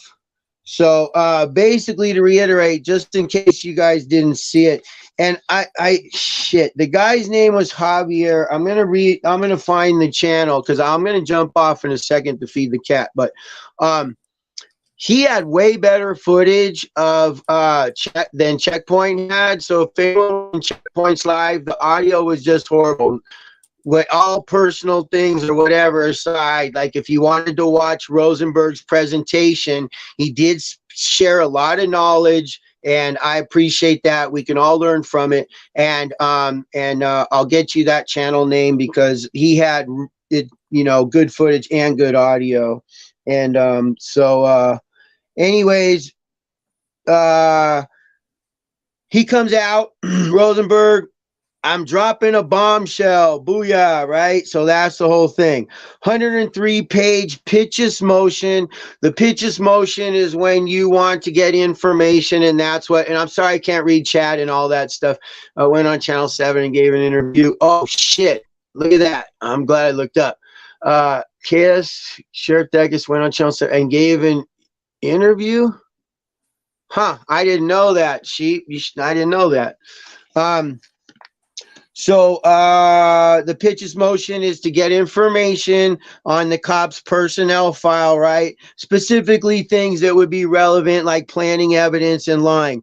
And that is regard to in Brady versus Maryland. Now that's the Brady law, where you are entitled to your exculpatory evidence. That's disclosure, or discovery rather, excuse me. And then that's why, as a defendant, they're supposed to show you their cards. We know the DA doesn't always show you their cards. They sandbag. But Brady versus Maryland, the Brady ruling, it means that you're supposed to get your discovery. Well, the DA is supposed to reveal. And then, well, there's been recent rulings that's made it easier. And I'm just reiterating what Rosenberg said, because I appreciate sharing that knowledge. You may or may not have heard this, but I didn't know it, and so we should know it. This is in regard to the Horowitz database in Los Angeles, and it's in regard to the citizen complaints, and that's what drives that, right? So when you make a complaint against a cop and put it in their jacket, and the 1A, that's what we do. That's really important, when you file, and I didn't know this before, but it's really important for you to file those complaints against those cops, because it may not help you in your case. They may not do shit, but somewhere down the line, some attorney may be pulling that up and go, oh shit, look what Officer so-and-so did 2-3 years ago. And they may even contact you to help them. But it's become easier to get that type of information than it used to be. And so it's served on the cops, and that's how to get this information. And then it goes to their attorneys, and then they review that, right? And so what and then it would go to their council. So like the San Bernardino City Council then would review it, or the Pomona City Council, their attorney. But what Rosenberg is doing is filing. He wants the custodian of records to bring this information, and that's where he speaks about the in camera motion. And in camera means and again, if you've heard it, sorry, but if you haven't, that's why I'm saying that. That means in chambers. It's Latin for in chambers, not with a camera. So in chambers, which means the judge, the court reporter, the stenographer, and the custodian of these public records, of the cops that you say are relevant to this case, in this case being the 3 detectives that he named, right? And I'll get to that. He wants their records, any history on them, any hits in that database to be brought, but from the court reporter, the judge, and this custodian, the custodian of records. And that, so I think that is something that we can learn from. And that is a civilian that is the custodian. And he specifically wants the records of Detective Travis Johnson in relation to the September 3rd incident in regards to John Doe 1 and 2. Okay, and then there's Detective Blake Foyo, and then there is the infamous Detective Alejandro Duran from the September 24th regarding John Doe 3. And it was Alejandro Duran that they did a reverse phone search. So, okay, here's when the informants are tied into the cop. Here's the tie-in. They took the phone from whatever the rata's name. I hate these stupid names. What, Karen? So Karen is okay, sheep, but don't, okay, because I got to feed the cat. Anyways, so they took Karen's phone and they reversed it, and they found Alejandro's number that ends up being this detective, or they assume it's this detective, and they want to confirm that with the records through the discovery. And they're saying that they lied. So we're going to get to that. That these 3 detectives were, and this is what Checkpoint said. And if Checkpoint brought good shit to the table, good on him. And he also promoted veganism, good on him. I always give credit where credit's due. So anyways, I mean, I'm not complete. I still eat some meat, but I'm down for veganism. So anyways, the point being is that the Detective Alejandro Duran is supposedly the San Bernardino sheriff, right? And that they had found his phone number on La Rata's phone. See, so that's the tie-in, folks, that a lot of people didn't know about. That's some key shit right there. And 13 of the 16 charges against Alex specifically happened in Pomona. And that's one of the key things too, right? Because that's LA and not San Bernardino. And that's where we get into the issue of venue shopping and, and that's something that they're fighting. Rosenberg said that he's been the only attorney that he visits his clients after court. Pink Croc Girl said that Riverside's attorney has visited him, and then I'll get into the Pink Croc thing.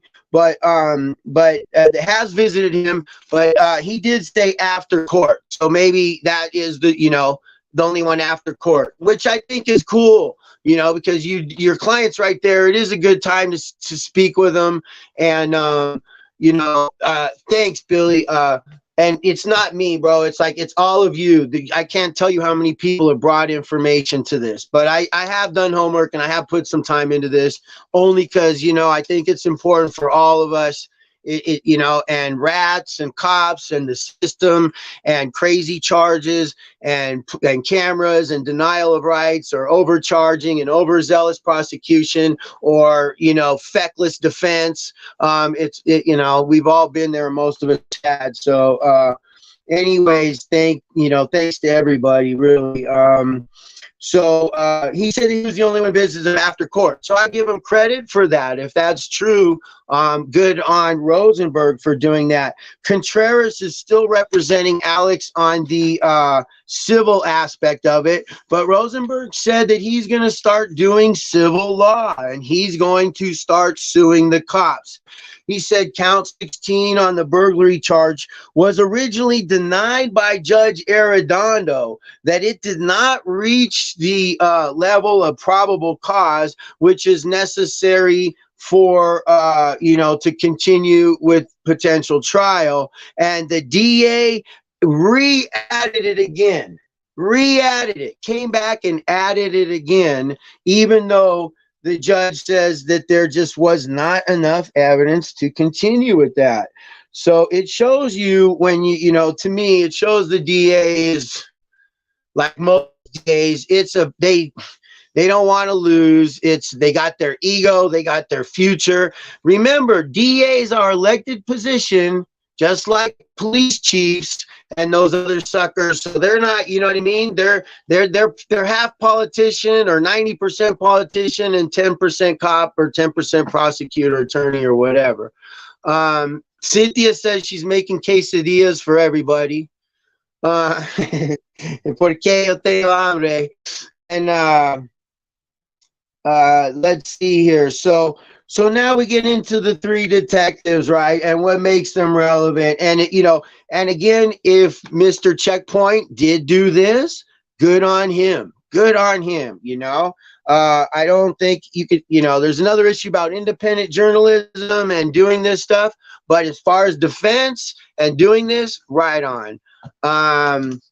So you know me, like Jen's like, don't worry, Sin, beyond also will not shut up. So no, I can run through this, then I'm gonna feed the cat and then hopefully she'll be back and then I'll get into the pink rock thing or whatever. So that's they funny. Said the whole point was that they're saying now that these detectives made false statements. They made false statements under oath because they said specifically that there were no informants working with the police. And they said that. And so if these were informants working with the police, then that means that these three detectives lied and that these were planted informants and that they had covered it up. And I guess that goes to the Warwick decision in the under the end camera. But no, they said that no informants were working with the police. Notes.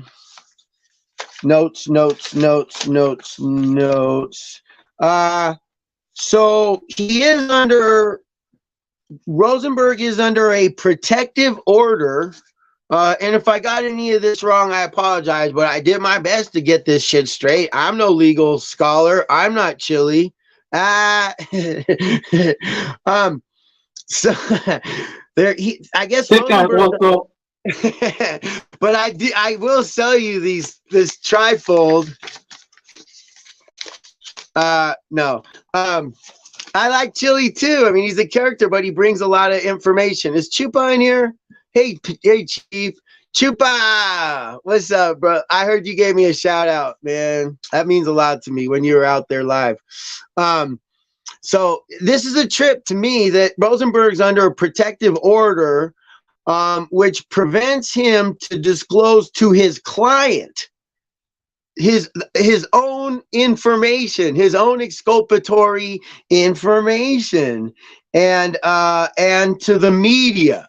So, I think that's, and he says, generally that's done in bigger, more, controversial or notorious cases with more, but this has gotten a lot of media information, coverage. So Rosenberg said he spoke with Alex and told him about the rats, or what's known as, Kyle and Karen. Those names are horrible. And that Alex nodded and said that he knew who he knew about that. Rosenberg said that he was finally got his transcript from the bail hearings, And so that's going to enable him to write his habeas corpus. Okay, now I guess Jaguar is going to have court on the 7th in a different court. And Rosenberg said something interesting to me. He goes, and he's on his own. So I can't read into everything, but anyways, Jaguars got court on the 7th, but then on the 8th is when the J8 or the J7 will be back in court, I should say. And then that's when offers will be thrown out and offers will be considered. So it's very well possible on March 8th that there will be offers signed, sealed, and delivered, and it could be wrapped up for any one or all 7 or none of the above on March 8th. And obviously there is still some more information that, can continue to be coming out. On April 3rd, if that does not transpire, will be the next date. And that is when, Rosenberg, and the other attorney, Blake something or other, I got it here. He's going to be arguing his pitches motion, and the other attorney is arguing, and he joined him. Rosenberg joined. So in all the communications, so this is key. On April 3rd, they're going to be arguing, look, this is why I want all the communication between the district attorney, the San Bernardino sheriffs, the Pomona cops, and the mayor of Fontana, our favorite, Aquanetta. So that's pretty heavy, because why? They're saying that there was, because specifically now that they believe that there's undercovers involved, that that there was possibly communique and therefore malice. And like I said, we brought a lot of that stuff up before, and I don't know, but again, it's all information shared, so we're not hoarding it, we're sharing it, and we're not trying to take credit for anything or profit from it. We have no t-shirts to sell you, trifolds. There's no membership. I mean, you can definitely be a member to sin, but like, it's no nonprofits. There's no $77,000 being oh no, okay, excuse me. It's going to be April 3rd. I misquoted. It's April 3rd that they're going to be arguing. It'll be Murray. What's that dude's name? Whatever. The dude, Damon Murray is the other attorney. And Rosenberg, and it'll be Damon Murray arguing the discovery motion, Rosenberg arguing the pitches motion. And then that was the declaration that was added, that Mr. Checkpoint, for the first time in 18 years, Rosenberg had added from an investigative journalist to his declaration. And, hey, if he did good work to help people against a crooked system, that's a good thing. And so, like I said, March 7th for Jaguar, March 8th, offers considered, April 3rd, will be that's when Rosenberg wanted people to show up, because will be arguing his motion, and the other two will be arguing. So that will be interesting to see him and do his thing and orate his position. And then in regards to Karen and Kyle, I guess that they were present at over a dozen, according to Checkpoint or whoever, Senate McDermott. They were present at over, because I give credit where credit's due, at over a dozen different demonstrations in a 90-day period. And they said that they were present at one of them with 2 children. And they had changed or deleted all of their social accounts. And like I told you before, it was the reverse lookup on Karen's phone where they found Alejandro Duran's phone number, possibly the detective. And then there's a couple things I can add with Pink Croc, and then I'm saving one goodie for the end. So, are you guys up there? Can you take over while I feed the cat real quick? Is there someone? Sheep, Cynthia? Yeah. Can you take over real quick? I'll be back in a I'm second. here. I'm here. I'm here. Yeah. This is. I'm just. Can I go through this minute ahead. order real quick, Sid? Yeah. Cool. This is the minute order for Riverside. It's dated on February the 9th, and it was one of the last bail hearings that he had. This is very rare for the court to put in the minute orders actual details about evidence and testimony at the trial. In almost all cases at that court. Matter of fact, I have read literally dozens of minute orders for dozens of trials, and I have never ever seen anything so in depth in a minute order like I see here for Riverside. Usually, the overwhelming majority of the time, there's one or two sentences, one or two lines, and that's it. But if you go through this minute order, it kind of tells you, it gives you a little bit of insight into the disinformation that the court is putting out to the public. Like, for example, you see my highlighted stuff right there. For example, it says when it goes on, this is the judge's explanation and opinion, his justification for not allowing for continuing to deny Riverside bail and for upholding the previous judge's order on no bail. Now he does go in and he does list some case law that says that that the circumstances of the case have not changed. Now that's up for debate. I think that whenever you have charges that are added or charges that are taken away from a case, that certainly is a change of circumstance. I mean, you could be charged with 3 felonies, and as a result of all 3 felonies, those felonies might warrant no bail. But if they drop one of the felonies off, maybe the facts that were in that felony were the main facts that the court used to justify not giving you bail. So it certainly would justify the court taking a second look at the justifications for not giving the defendants bail. And it looks like this judge, even though he said, hey, there's no change of circumstance, so I'm not going to revisit the bail issue because there's no circumstance. He then went ahead and provided the justifications for why they are not being granted bail. And I just want to share just a little bit of the disinformation that the court is putting out to the public. Here's the big one that stands out to me. We all know that John Doe 3 was involved in the Victorville incident. It says, with regard to victim John Doe 3, the evidence proffered at the preliminary hearing established, among other things, that he and his wife, Jane Doe, were surrounded by this group while trying to get a car wash. Listen, there was a group of 50 protesters.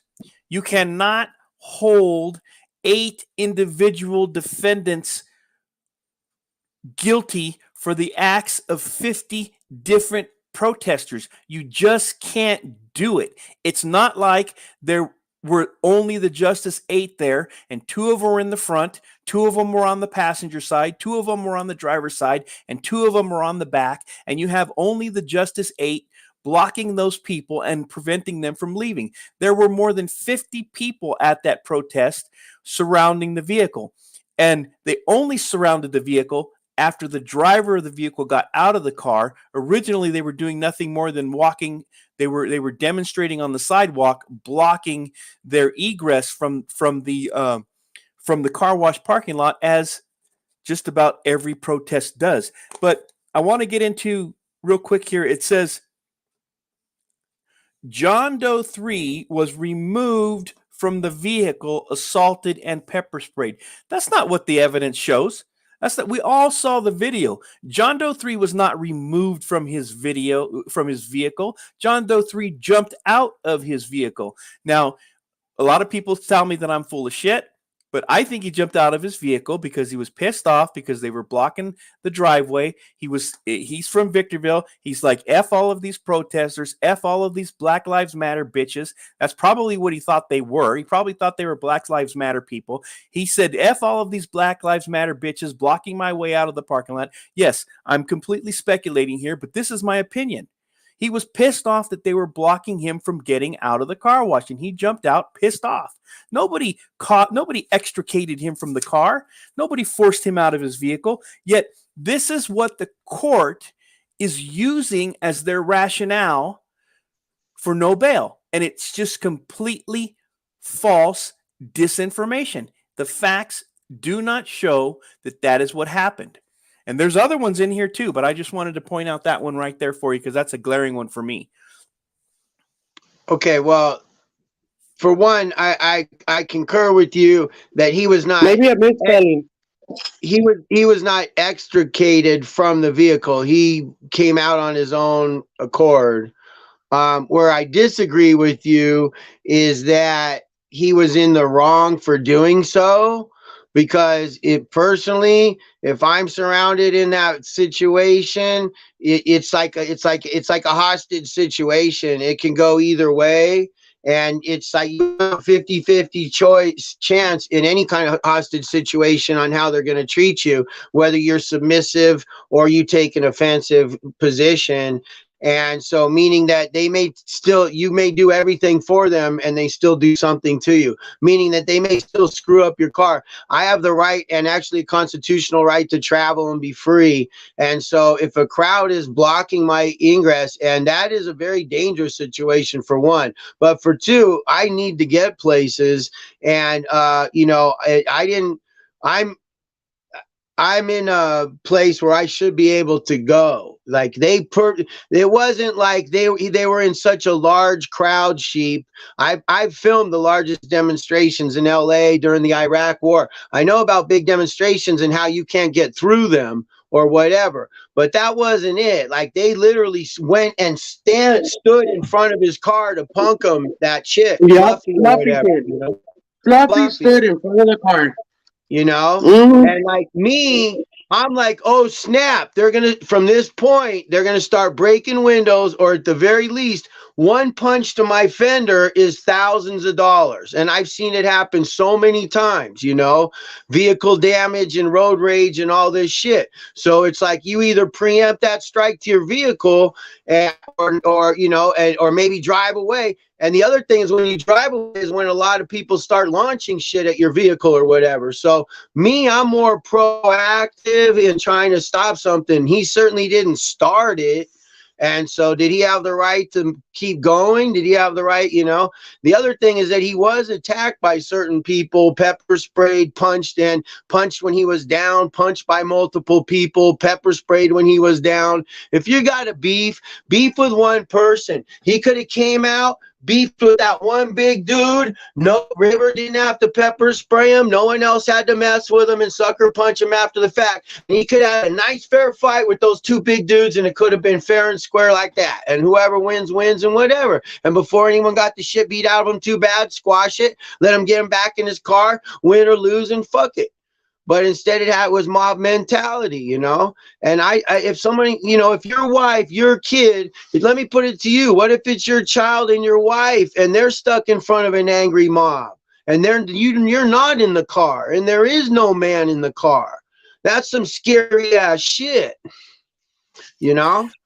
Okay, so here's my final point. I listened to every single word that you just said. And I'm not saying that you're wrong about any of it. What I am saying is that nothing that you just said warrants no bail. That's it. That's my entire point. Agree. No bail. Entire point. That's a different point. I don't agree with no bail. I'm against no bail. That's bullshit.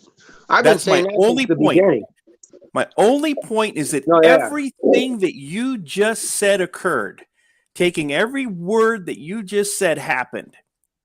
That's what a trial is for. That's what a jury gets to decide whether or not the people involved are guilty or innocent. And then the system gets to decide how much punishment. My only point is that nothing that Riverside did in any of the incidents warrant not getting bail. That's it. Oh, any of them. Fuck no bail. No bail. I fought against the bail system 2 years ago or whatever, until I found out, we discussed this, about how they were going to turn it into an algorithm, which, so then the cure was worse than the disease. So but the bail system is is made for the rich, So I'm against, and their charges do not warrant it anyways. So that's two different issues, but yeah, I completely. Oh, also popped off. Yeah, my commentary about the dude jumping out of the car, ready to fly. I mean, I've said it multiple times, and I get it. I understand the opposing point of view. My comment about, the dude getting out of the car, ready to fight, looking for a fight, trying to jump out into a crowd of 50 angry protesters, looking for a fight, and he found a fight. That's just commentary. That's just my personal opinion on what occurred. That doesn't have anything to do with my argument on no bail. I mean, maybe this is an extreme argument.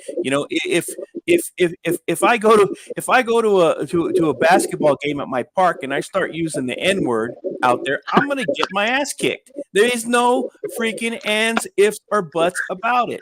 Then after I go to the park where they're all playing basketball and I start yelling out the N-word and I get my ass kicked, now what? Now all of a sudden I'm the victim? Now I need San Bernardino County Sheriff's Department to put everybody that kicked my ass in jail for no bail forever because I went out there and I get it. It's not quite the equivalent. Oso made some very good points. It's not the same thing. They were leaving a car wash. They were just trying to leave. Somebody was blocking them. They wanted to get the hell out of there. Maybe dude was feeling threatened and he thought, listen, I'd rather get out and fight my way out than sit in my car and, just sit here and be a victim and have people breaking my windows or jumping on my hood. Or I get it. I understand all of that. But I'm trying to separate my personal opinion on what that dude was thinking and why he jumped out like that. That's just simply my personal opinion on what he was thinking and the reason he did what he did. But my argument that I'm making, my legal argument, is only about bail, nothing else. Trial is for deciding whether or not, River should get time for pepper spraying him when he was on the ground, whether or not any of those other dudes should get time for punching him. And, that's what the trial's for. That's what our criminal justice is for. And we need to let that play out. Well, and the other point is I think the guy who sucker punched him 3 times at the very end, like that dude's never even been identified or charged. And he did the worst shit of them all. Right there shows you what the hell. I mean, to me, it was obviously a setup. To me, I agree this is political. To me, I agree that this is a vendetta and malicious prosecution. I agree that this is overzealous and that it is malicious. I also believe that they did certain crimes that were messed up. But I don't believe they should do a lot of time. And I also think that I don't really think they should be in jail like anyone. Most people would be better off doing community service or other things that serve the community. Yeah, to your cousin, bro. Rest in peace. Flipping up. Rest in peace to your cousin. That's dope right there. I like that shit. That is Navalny, the Russian that went back to Russia after he was poisoned by Putin, and he still went back to face them in court. Talking about balls of steel. First, Sheep, you got some big balls doing the First Amendment. Kudos. You definitely have done some First Amendment shit out there and walk the walk and talk the talk. And I'm not simping. I'm giving you credit, bro. but think of Navalny taking it to the next level. Like they literally dosed him with, and they put it in his underwear. They figured it out, and they dosed him with the radiation, and he went back to Russia, and he's dead. And guess what they played at his funeral a couple days ago? I did it my way. That's what he wanted played. It was an orchestra as they lowered his casket. I did it my way. So, yeah, that's pretty cool, And but no, the jail system is screwed up, and I think we agree on lots and lots of things, more than we disagree on things. I think that there's, like I'm not personally involved, like, other people, and I'm like the most removed. Like I was telling Sin this, how I got involved is just fucking weird because you guys are down there, you're doing it. I'm up here doing my thing. So I'm from LA, but somehow my weird ass got involved. But I wanted to speak about what Pink Croc, because I asked her a lot of questions. And so, a lot of this has to do with Alex and Rosenberg. And I thought it was really cool that she was like, ask me questions. And so she said that there was talk about River going in protective custody. She said that he's not in protective custody. She was I guess there's been some beef with Alcor because Alcor went there and I saw it, whatever, and he said that, like, Riv was bummed because no one had visited him. I asked, and he saw Riv, electronically. I guess you can't see him in person. Everything's electronic, but you have to go there to do it. And so there was talk that Pink Croc Girl has not done that. She said that she had, and she was upset basically that Alcor made it sound, and that Riv was upset that he made it sound like no one had visited him. And she also said that Fluffy Potato was able to go there in person as a like a pastor. Under that. Fluffy Potato. I'm sorry. Oh, I'm sorry, furry potato, fluffy potato. I don't. Yeah. So furry potato was able to go there like under a religious, guise or disclaimer there. So got to see him in person versus the electronically. So that was that issue. I guess as his pastor. As his pastor, and so and then you spoke to him saying that he looked better than ever when you saw Riv, and she said the same thing, that he's actually gained weight, quit cigarettes, and has been working out a little bit or whatever. He's a buff motherfucker now. Got some muscles going. So I guess Riv's got some fucking muscles going in there. Now, some of this, she said it, so I'm going to share it because, whatever, if it's whatever, I don't know how much is personal, how much is relevant, but whatever. So she's, as she said, she's enlisted in the Air Force and accepted. So she is going to deploy. And so I asked her, like, is there potential for you to miss the trial? And she said yes. So, she could potentially miss the trial. I asked her if they're open to plea deals. She said yes, they are open to plea deals. It is, she said that they're hoping that he can continue to cop watch. I said, is there any talk of him being banned on YouTube or doing any social media like he's done? She said they haven't discussed that yet, but it is a possibility. I said, could he be stuck in California because she's going to deploy out of state, and it's their hopes, it's her hopes, or desires that they're going to go move out of state. She wants to get out of California and be done with this, and that maybe he could cop watch in another state or whatever. That's all yet to be determined. But I guess he is not in protective custody. There was some talk about dissension between Alex and her and Alex and him, and I guess Alex called her again. I don't getting into the personal shit, I'm more into the legal shit, but you know, it spills over in some ways. So I guess Alex called her and, you know, whatever, was like basically talking shit on River or whatever. She what else was relevant that she said?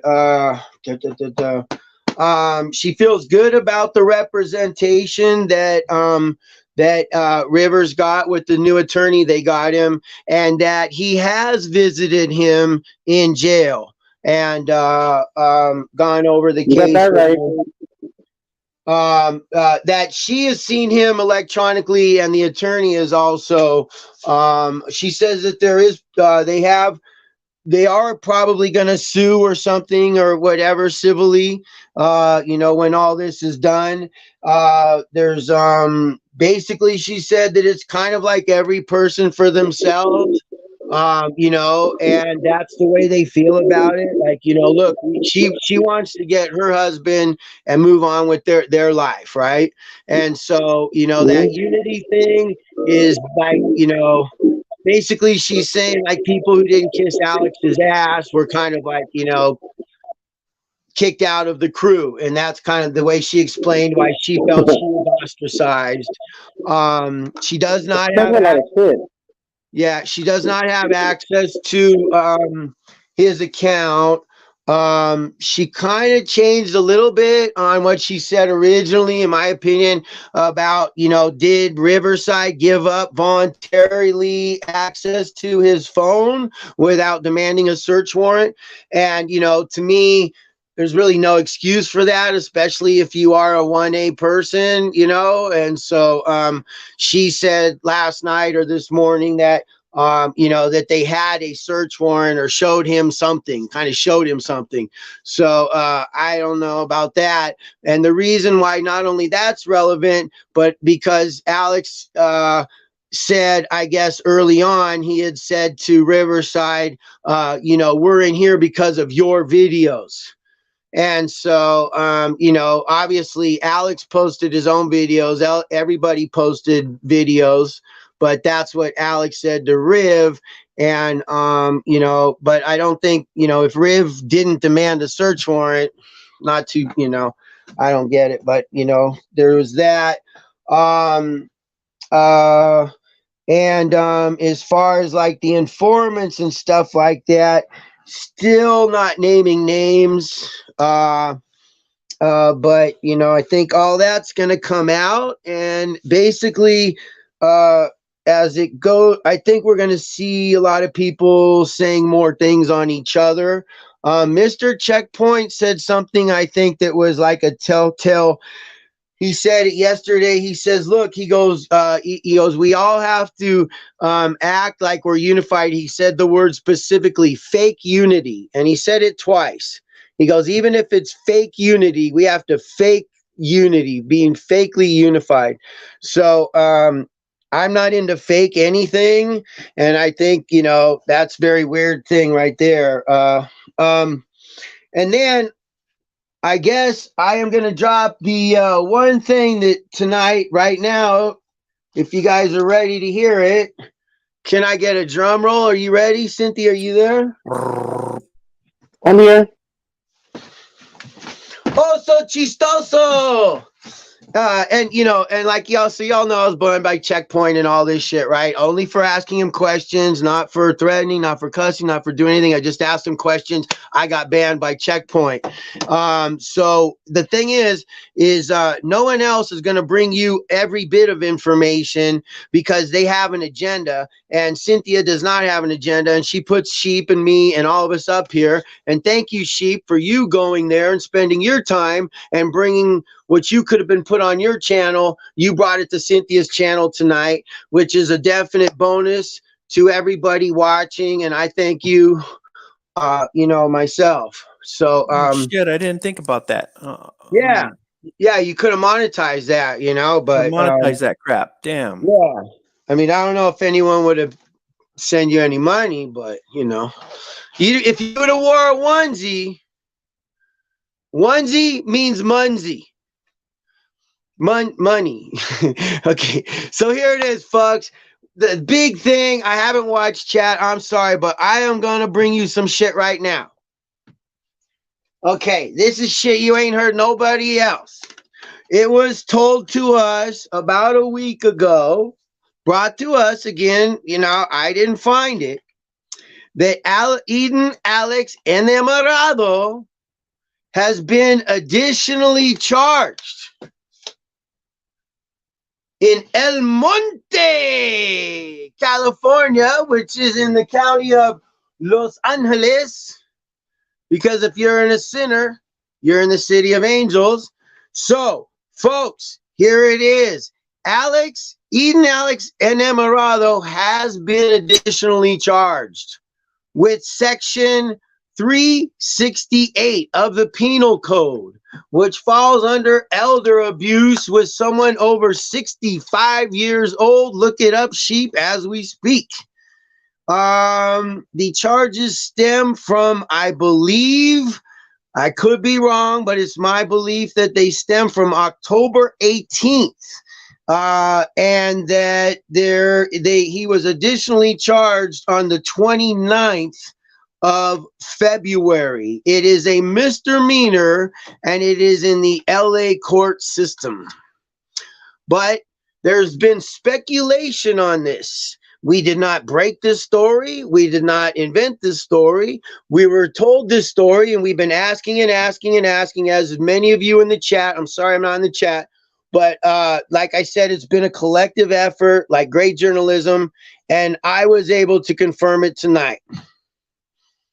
I confirmed it today that it is true. And so no one else has brought this up. Of course this is relevant. And of course we're not trying to screw Alex. And of course we're not trying to hang anybody. But of course this is relevant information. But because we're not trying to make money off of this shit, because we're not a lopsided journalism, which is not journalism, we bringing you all of the truth, the whole truth, and nothing but the truth. That's it.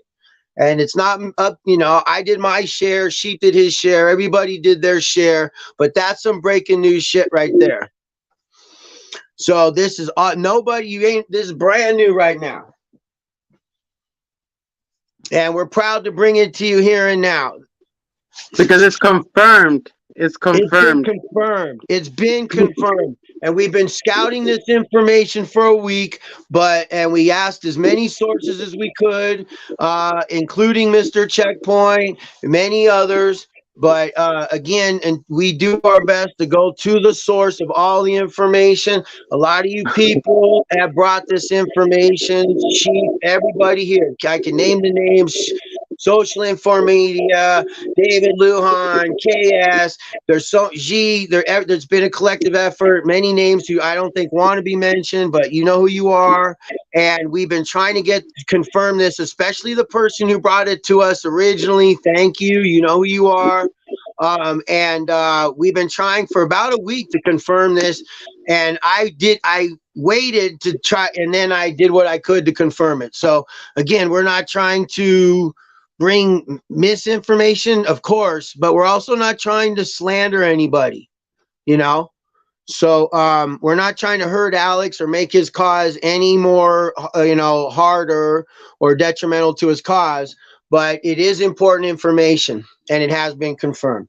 So now he has charges in Los Angeles County. Sheep, what do you think about that?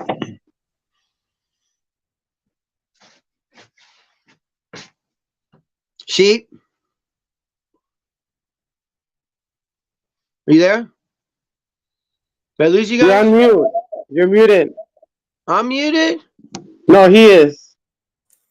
Yeah, I think that's crazy. Okay. I'd be interested in. Well, obviously, I'm interested in the details. I'd like to know how the victim is related to him, whether it's a family member or whether or not it's just some random on the street that that he got into something with, or I'm curious what the details are. I'd like to see that. Would you like a number? Yeah, and we confirm. Yeah. Can I give you a number? Yeah. 24 E as in enamorado, M as in Mary, C as in Christian, M as in Mary, 00317-01. I haven't that I don't know if that's it, but that's the number I was given. I don't know if if it stands for the year 24, El Monte, whatever, but that's the number I was given. But like I said, I confirmed it was true. And Nice. I confirmed the penal code. Yeah, that's the right penal code. That's for elder abuse. The legislature finds and declares that elders, adults whose physical or mental disabilities or other limitations restrict their ability to carry out normal activities or to protect their rights, and adults admitted as inpatients to a 24-hour health facility deserve special consideration and protection. And it goes down and it lists all of the things you can't do to these poor old people. And so the other thing that do you know anything about him having a Alex having a permanent restraining order against him from his ex and his own kid? I don't remember specifically. I remember seeing stuff pop up for restraining orders and things like that. I don't remember whose names that they were assigned to, but when I was looking at all of the J8, I did see some restraining order stuff come up, dissolution of marriages, but I don't remember the who's who for all of those details. But there was some dissolution of marriages filed. There was some restraining orders filed, protective orders filed. I don't remember if Wendy had any or if they belonged to Alex or who they exactly belonged to. I did see that one for what's her name for Aquanetta, where she attempted to get the workplace protective order, and the judge denied that workplace detective order, which is that's kind of telling. A judge down the hill said that she didn't need protection, and the judges up here say that this group that's so violent that can't get bail because they're because of public safety. Aquanetta was denied a protection order down the hill because the judge down the hill didn't deem this group to be violent enough or dangerous enough to warrant Aquanetta's protection order. That's kind of telling as well. Well, if they get the communications between all them, that shit'll be like Days of Our Lives, reading what the DA was saying to the mayor, to this, there's collusion, because that's the word, right? Collusion. Mm-hmm. And then it's also malice, right? And so, once they're treating you unfairly and they put a target on you back. But, I bet you if they do, that's going to be key if they get that information through the discovery. What they're saying is that relevancy, that's what the prosecution is using as a defense against giving up that information, saying, well, what's the relevancy? And so what the relevancy now is tied into the detectives, and now that does tie in the relevancy of the sheriff's department and thereby the mayor and the DA. So so I bring up these things not to character assassinate anybody, but if you have a permanent, because most restraining orders have a certain specific period of time, and then they're done unless you fuck up, and then you go and reapply and say, look, they're not, they're still screwing with me. So, and we know that happens in personal disputes, and people use it as a weapon, and people use their children against the other side. So I'm not picking sides with that. But I heard that the kid's arm got broken or some shit like that. And I haven't confirmed any of this yet. But, if you have that kind of legacy, of violence against your own family or whatever, if that is true, I don't know. But then now they're tying in, this elder abuse thing. What again, the defense is trying to show him as Robin Hood, right? And he's at this nice guy who's out there defending the poor, and then maybe his record may show otherwise. Of course, the prosecution's going to try to paint that. I don't know the truth, but I think if you break your own kid's arm, you're a fucked up motherfucker, personally. Yeah, there's definitely. So I don't know the truth, but I'm not down for like that kind of violence against children or women. So I think that's really cowardly crap if that indeed was the case. And it speaks to someone's character more than anything in the world to me. That was raised by a single mother, being that kid that protected his mom from idiots. I was in that position, and I don't, So I don't know the truth on that, but now he's got an elder abuse charge to add to that. So I don't know, the discovery and all this stuff is going to be interesting. Could everything you said, well, could this be dismissed, or could this make the plea deal sweeter? I think it can make the plea deal sweeter if they show that the detectives were lying and that they were planted, and that there was misconduct. I don't know. I think they would take it to the DA is not going to just give up. They'll take their chances at jury, and they'll load the jury. Like you said, they'll load the jury. But I think you brought up something very interesting. You definitely brought up some new shit. Possible change of venue to take it even to a more conservative area, like 29 Palms. No one's brought that up. Right. And that you learned from personal experience. That's exactly where they put me. So again, this is breaking news shit, right? And you learn that through personal experience and then being there in the court yourself, right? And you have brought all this without you sheep, and people have given you so much credit. Even your detractors usually have come, like you said, even at the latest court appearances, they usually make amends and apologize to you, because in the long run, you're not trying to be righteous, but you're just trying to be right. And that's it. And then you end up being righteous in the long run, because right is righteous, and that's it. And you're just trying to get to the truth. That's it. So without picking a side. And go ahead. One of the jurors in my trial wrote a note to the judge saying that she wasn't going to come back for jury duty because she saw my videos, and no matter what I did, she was going to convict me. So she wasn't going to come back. She wasn't going to come back for jury voir dire, and that should just tell you that the kind of people that are out there in 29 Palms. Wow. So, but then everything after appeal is a whole nother ball of wax, right? And there's tons of potential stuff to appeal in this, a lot.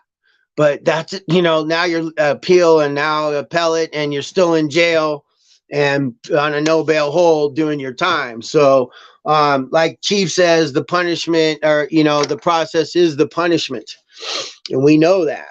So how do you feel about plea deals and stuff coming up? Like, what we're only a month, or we're only March 8th, right? Is that what I said?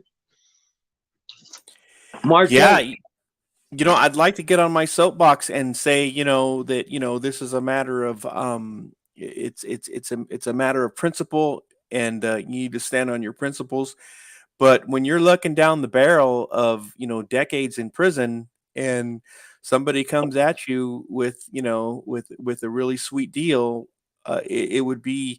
I'd like to say that I'd be able to stand on my principles and take it all the way to trial, but I don't know that I would. So I'm not going to judge anybody for doing anything. If they think that it's in their best interest to take a plea deal, then more power to them. Whatever gets them out the quickest. So I support any decision any of them make, whether they take a plea deal or whether. You're not going to hear from me that they sold out and they copped a plea. I'm not going to be judging any of them for anything that they do as far as taking a plea deal. This is a lot of time, which is, that's the whole point of this entire case, which is the argument that we've been making from day one. The process is the punishment. That's why they loaded up so many ridiculous felony charges on them. That's the whole thing with the conspiracy. But I don't know that we're there yet, because this whole, like I said, we're the trial is starting, but they're also going to the appellate courts to talk about getting bail, which is going to be a game changer if they do get bail. We don't know whether or not any of the appellate courts are if they're going to go into the appellate courts, or perhaps the another jurisdictional court to see if they can't get the venue changed back to LA County. I think that there's a great argument to be made that, that the majority of the incidents occurred in another county. Why are they being tried up here? So there's still a lot of things that avenues that have not been pursued yet. There's still a lot of avenues that they have not gone down yet.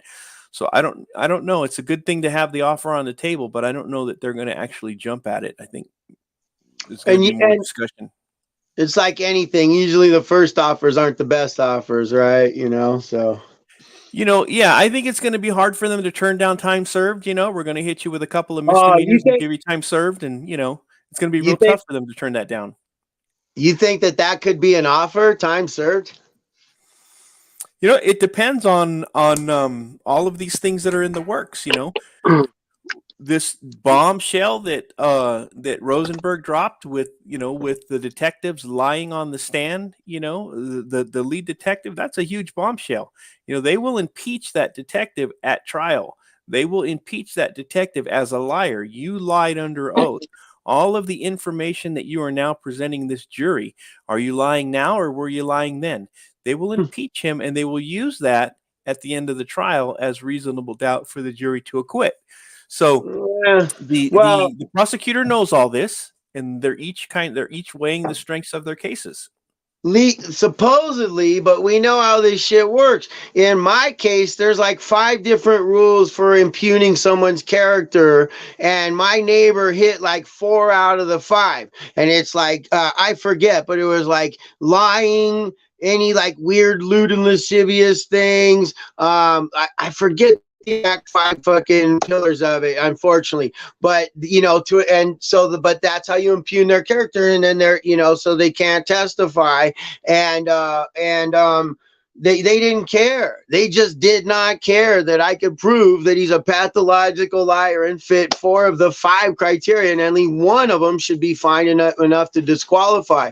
And then despite all the video and all the other stuff that they had denied, so they may do some scandalous shit and then just force them to go to appellate, and you're sitting in there that whole time or whatever, and be like, okay, we don't care if we do some scandalous shit in San Bernardino, and we'll just let you find real justice later, a year or 2 later.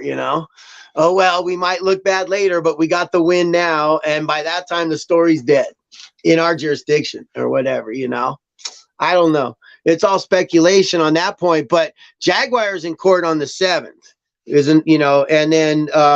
and then supposedly, and then March 8th is supposedly when the offers, which Rosenberg said, they said that there would be no offers, but now they said these offers will be coming out.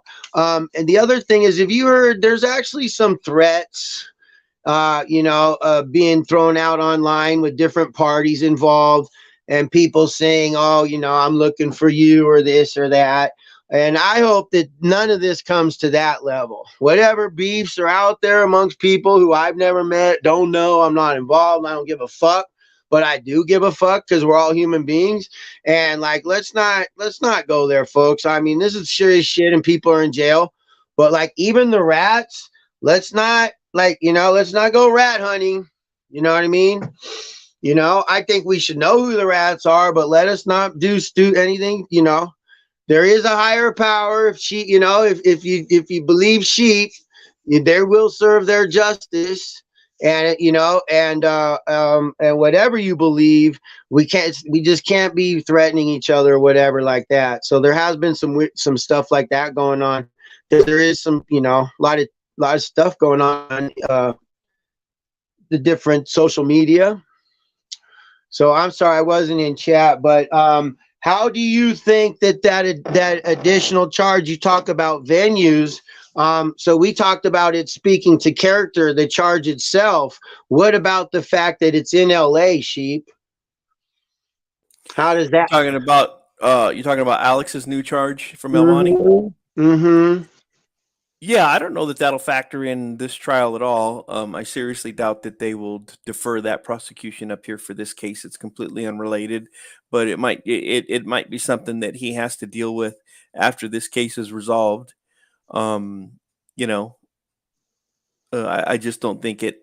I don't think it has. It's something that applies to Alex and Alex only, and something that he'll have to address at the conclusion of this trial. Are they going to, what if he, God forbid, what if he gets convicted, and gets, 25 years? Are they, they're going to try him in El Monte for that, is it a felony or misdemeanor? Did you see? Misdemeanor. Yeah. So what are they going to do? They're going to try him in El Monte for a misdemeanor. They just may dismiss the case in the interest of justice. He's already in jail for other crimes. He's going to be doing X amount of time for other crimes. So it wouldn't surprise me if they dismiss the charges against him in El Monte, in the interest of justice, or they'll postpone the case pending the outcome of this case. But why would they add them just like they just added it on the 29th, like a few days ago? So, I mean, they only to them, it's all strategic, right? We know that. So there's some strategic shit to this, right? I don't know. I don't know about El Monte. They could just be going through the motions, and this could just be the normal time frame. In my particular case, they waited almost a year before they actually decided to prosecute me. I think they had 2 weeks left to go before the 1 year mark before I got the letter that they were going to prosecute. So it could just be the wheels in El Monte are turning really slowly, and it's just a coincidence that it just came out now. Yeah, misdemeanors, I think they have up to a year. Mm-hmm. And so how do you like I said, Alex said early on, he was yelling at River, you weren't here because of your videos or whatever. How do you feel about, because I'm asking you personally, Sheep, because you are an important First Amendment. Like I didn't know, I told you before, I didn't know your library, I didn't know your work. Then I got to meet you and then seen your legacy, your body of work and your First Amendment stuff, And so I ask you, as someone who's been on the front lines with their phone, how can you, make any excuse other than to give up access to your phone to the cops? I mean, you know what I mean? Like that. I don't remember what River's wife addressed that. I think that she said it on Alcor's channel. She's addressed it a few times, and she addressed it again last night. And I spoke, I've talked to her, whatever. I was the one asking questions, but she said they kind of showed it to him or this or that. But I mean, isn't that like the number one holy grail of all shit for someone who uses this to film cops that or when a cop comes to your door, like, show me the fucking warrant? Like, isn't this what we're all like, keep your mouth shut, keep your cameras running, don't, show me a warrant, basic shit. Like, I don't know. Yeah, it is. It is. But, just playing devil's advocate, I mean, I can see, we make mistakes out there. I've made mistakes. I got hemmed up on a charge where instead of telling the cops, I'm invoking my Fifth Amendment right to remain silent because I was shit-faced, I kept telling them I don't remember what happened. I don't remember what happened. I don't remember what happened. That came back and bit me in the ass. I should have told them I'm invoking my Fifth Amendment right to remain silent. But they were going to use that against me, that I kept saying that I don't remember what happened. And they were going to go to trial, and they were saying like, oh, okay, so you didn't remember what happened when you were questioned by the cops, but now you remember what happened? You know, so which is it? You know, were you lying when you told them that you didn't remember, or are you lying now? So, you know, it is true that anything you say can and will be used against you, but that's just an example of how, you know, sometimes we don't always have our wits about us. It's a traumatic experience. He might not have been thinking, or he might have been thinking, you know, there was a scientific study done, and the reason that people talk too much to cops is we want to prove our innocence when we know that we haven't done anything wrong. And it's something that happens psychologically in our brains. So maybe River was thinking, I ain't got nothing to hide in my phone. And matter of fact, I can prove that I'm innocent and I didn't do anything wrong. Here's my phone, you know, here's my PIN code. Look, go through it and see whatever you want. There's nothing in there. You're not going to find anything that points to my guilt of anything, because I didn't do anything. Everything that I did is already out there on the internet on video anyways. There's nothing else in there.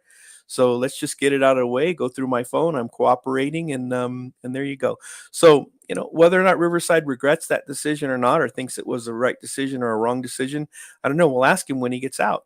And to that point, real quick, I just want to make this point. I'm of the position, I hold the position of, no matter what you think about Riverside, no matter whether you think he's innocent or whether you think he's guilty, no matter what you think he did, look at the videos of all of the things that he's accused of in this case.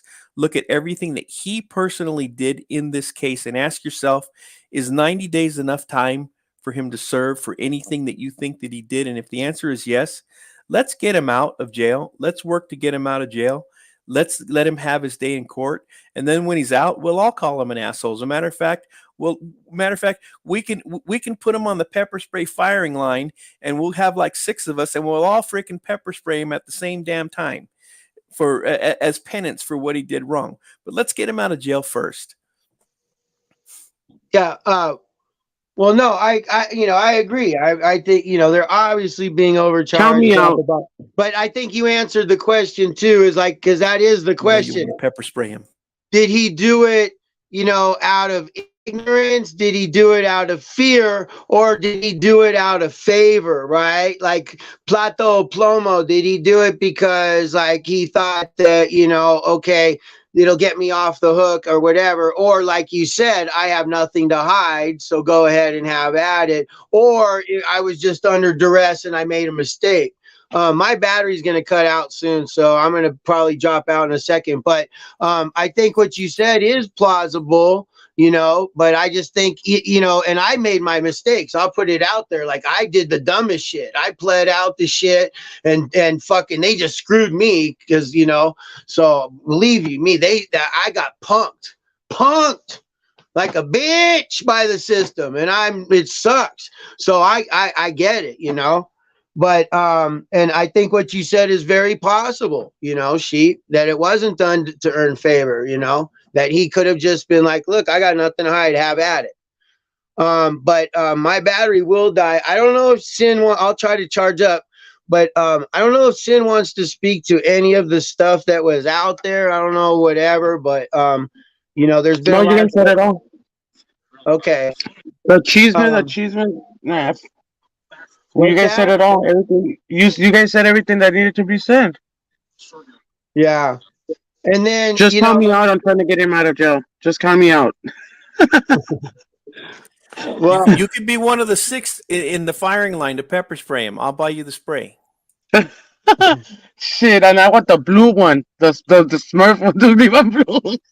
We'll make colors. We'll mix like blue and green, and we'll make purple. We'll make a rainbow one like Takashi wears. Hell yeah, there you go. Rainbow Smurf. Are you going to court on the 8th, Sheep?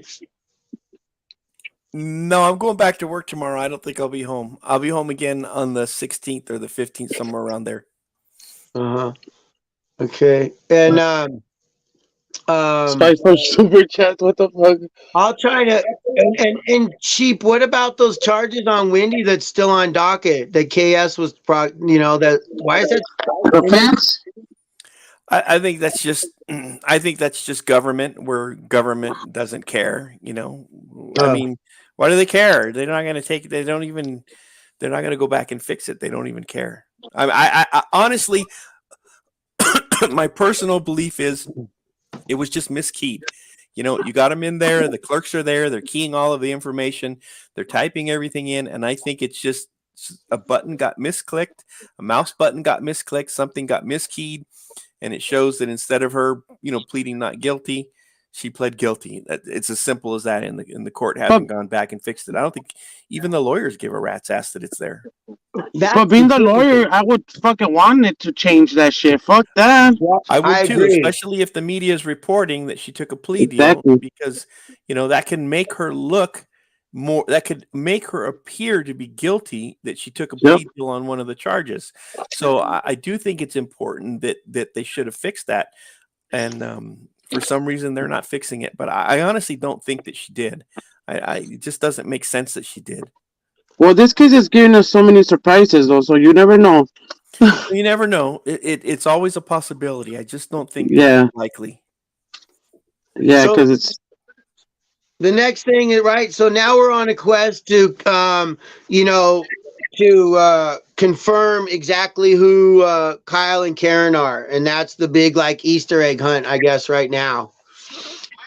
Right, to find out exactly what are unequivocally who they are.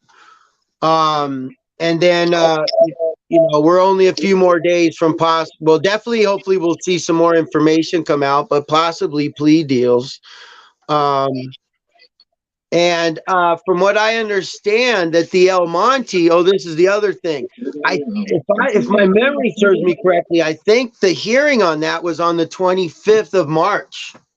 That was the hearing on that charge. The what was it, 368 for Alex had a hearing in El Monte.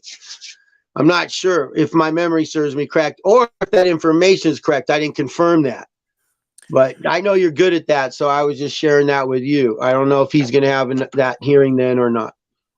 I don't know how they would do it. I mean, he has to be present at the hearing, either through electronically or personally. So, like I said, they just may defer all of these charges. They may dismiss them or they may defer them, and pending the outcome of this case. Because, I don't think that they're going to set him up in jail to appear for that for the trial that's going on in El Monte. I think they're going to postpone it or dismiss it.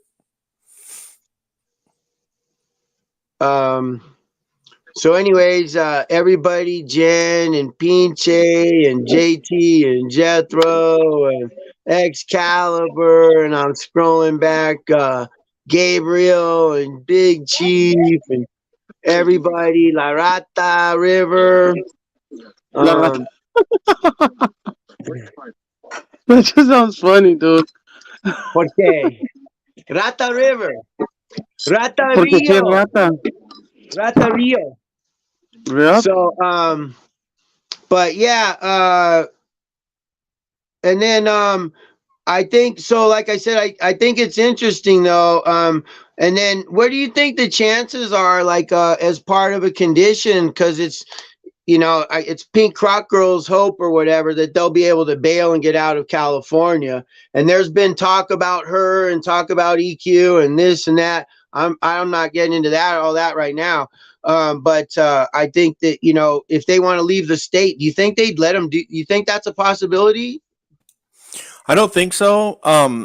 Considering just how they've been, how rigid they've been on the whole bail issue, I don't think that they would.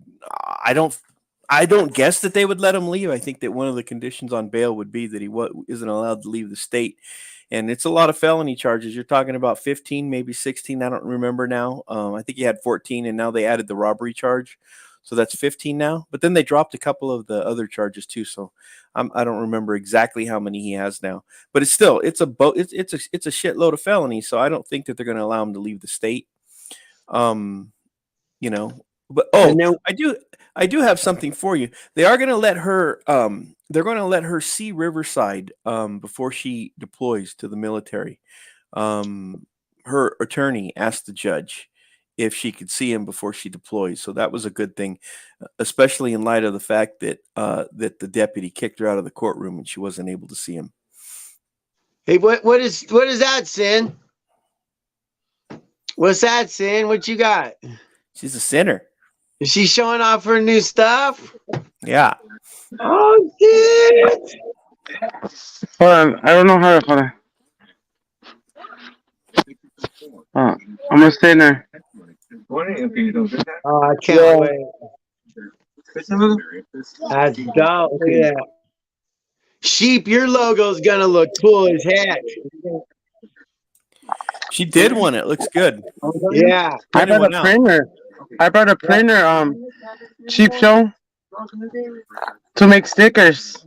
You're the sticker lady? Oh hell Yeah, yeah! Yeah. she's doing it, bro. It's on. She just got her printer. Yep. If Badass printer too. any of you need stickers made, she could do the custom stickers, you know. And certainly for channels, like I've been pushing sin. Like I think all of you, your stickers, your logo is so cool, Sheep, that like I would like to have one, and you know, etc. I'd like us to like collect each other's logos and stickers, and I think it would just be fun. KSS though, is that it? That's a different one. Oh, those are all. I can't see good enough on my little phone.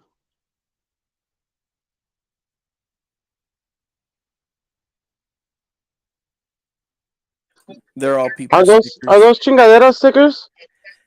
One of them Or is what?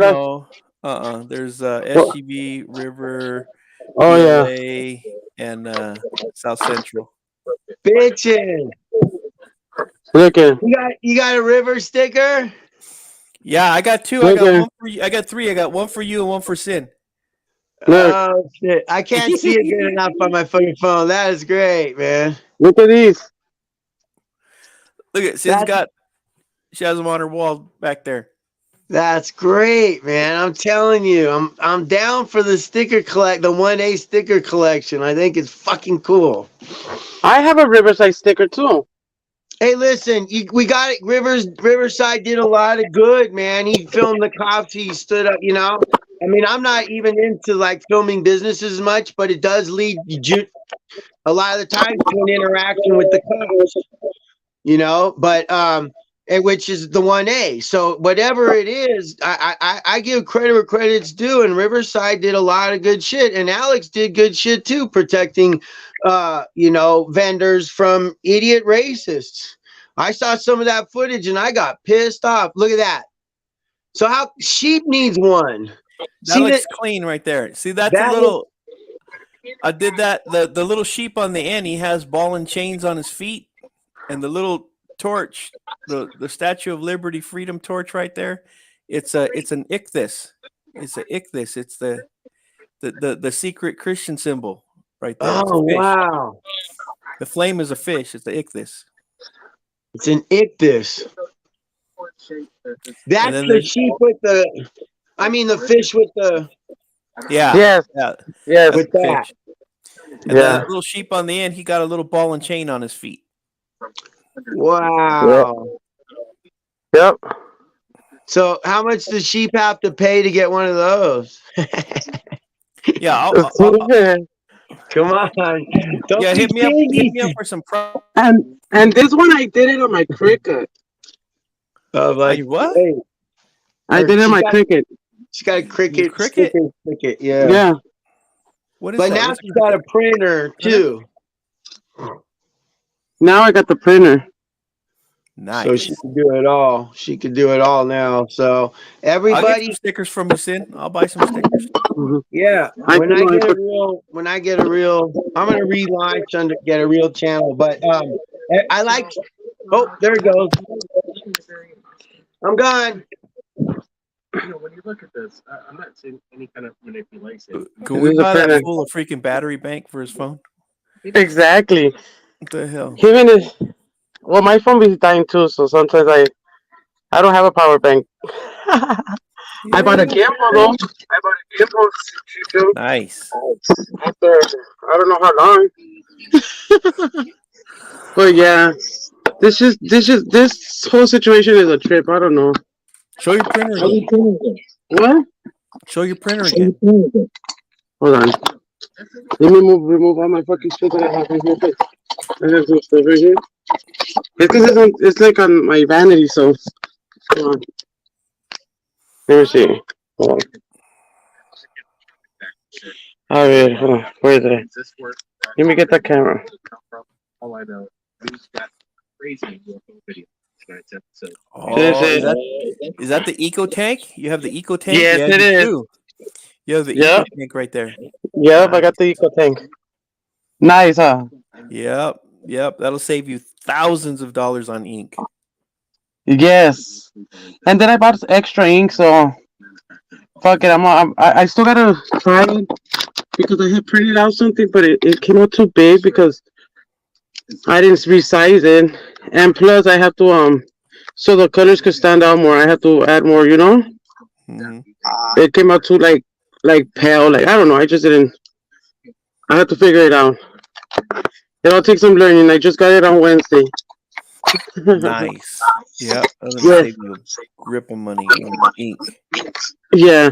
Well, I'm only gonna use it for doing stickers, if anything, because Road Dogs told me that to use it just for what I'm gonna use it for.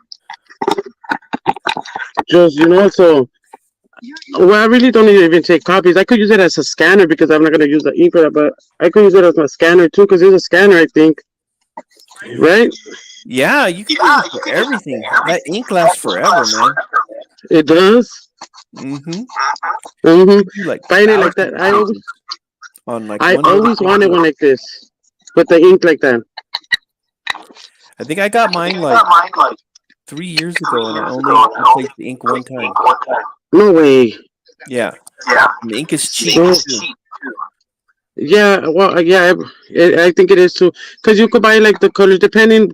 I don't even know the difference between the brands and all that shit.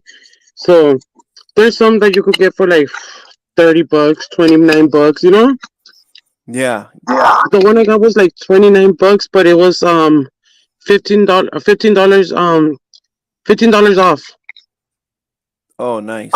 So I got it for 15. So I was like, fuck it. Now it's just Well, gonna take how to use it, like those stickers. Because with my Cricut, I could cut the stickers out. Or cut it to the shape of whatever I do it to. mm-hmm. So it's pretty cool. I guess I just have to learn. I have to watch some TikTok videos and learn. Yeah, that's a nice problem. I'll read the You can instructions, do in other whatever words, you want. You can print photos. You can print, all your stickers, and your ink is gonna last a long time. Yeah. Yeah, because I wasn't decided on what to get, but then I did go look up on TikTok for all that shit. And like fuck that, if I'm gonna spend something, I'm gonna spend it on the right thing like that I need. Yeah. So that's what I got. I'm like fuck it. It's looking expensive. Yeah. They're pricey. Mm-hmm. Sick. Especially if you get suckered into like one of those bullet packers where you have to buy the ink, that'll make you broke, man. Oh yeah, it's crazy because these printers, they have printers of this brand for fucking how much is it? They have one for thousands, I think. Yeah. I just said fuck no, I don't need that. I don't need $1,000 one. Fuck that. And then this one was kind of expensive, so I don't know. Let's see how it works out. El pinche memo will clean my room for $50. That's my filing system. If you clean my room, I won't be able to find anything. I have my snacks right here. If I need to change, I have my clothes right here. He knows where everything's at. I know where everything's at. If I want to watch Cynthia on the big screen, I got my little TV back there.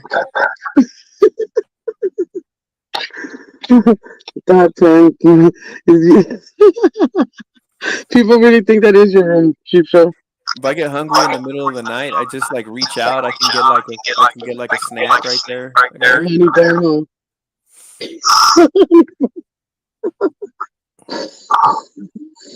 Fucking memo. What did he say? What did he say? What did he say that I'll pay you 50? He said, Who said that link? He'll clean my room for $50. Memo, you drunk? You drunk? Hold on. Where's my little sticker? Let's see. He wants the link. Let's see what he has to say. He's probably drunk. Yeah. As long as he don't take his shirt off. As long as he don't take his shirt off like last time, like this, like we seen the Yeah. last time. What I sent you last time. A ver. Look at, I got some lechita right there. ¿A what? I got some lechita right there on the So on the right hand side, on top of my lechita. clothes. Let me Amazon this shit. I This got is the fun. lechita mixed in with my clothes right there. Oh yeah, you got the gallon of milk right there. Sick. See, so everything's where he could reach it. So you guys, why are you trying to clean this room? Let him be. What is he at? I sent you the link already, Memo. It's right there. Did I send it? Jen No, I says your didn't. sound is jacked up. Did I send it? No. Hello. Hold on. Testing. There it is, Memo. Oh, I thought I had sent it. Are they writing too fast that I didn't see it? What the fuck? Yeah, saw you, Ben Cheap Show. I know. I show that thing again. That shit's awesome. What they did for your cousin. Yeah, his sister did it. You know what is awesome because that was him. You know, like they're not trying to like portray him to be something different. They fucking even did the middle fingers for him and all that shit. You know? Yeah. That's crazy though. Look at all his pictures that they had of him.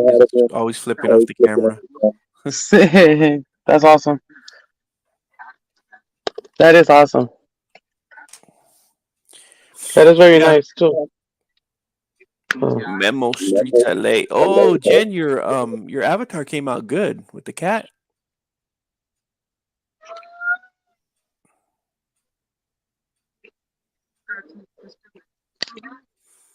Let me see. Yeah, that came out good. Oh, I'm echoing? Hold on. And it says there. Is it better? Thank you. Jen Wow is all into Scientology right now, okay? So She's watching the other Scientology channel. yeah, she's watching the Scientology. She's a mod in a lot of Scientology channels.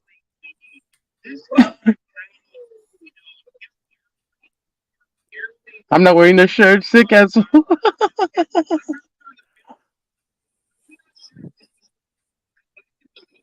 Thanks for the invite. I'm not wearing a shirt. Oh my god. I got one memo right here. I could let you borrow. She'll pick one out the pile. Mm-hmm. And they're all clean. Who's that? I'm gonna have to get out of here. I'm gonna go clean. Man, it's already 12:40. Yeah, it's already late. For you, I'm surprised you're still up here. Right? I'm like gonna die right here. Yes. All right. Thank you for having me on, Sin. No, thank you for coming up here. It was good to A see lot of you. people wanted to hear you. Good to spend time here in your channel. I'm glad I got to come in. I'm glad Oso came in. I'm glad you did this. Thank you, everybody in chat. It was wonderful to see everybody. I appreciate all of you. Much love for all of you. May you all be blessed. May you all have a wonderful week. Starting tomorrow, Monday morning. Got to get back to the grind. For those of you that grind Monday through Friday, híjole. But I hope you all have a very wonderful, blessed week. Likewise. Sheep, tip the Oklahoma rest stop punk rock dude. I don't get it. Sheep, clip the Oklahoma rest stop punk rock dude. The rest stop? Which? Oklahoma rest stop. What are you talking about?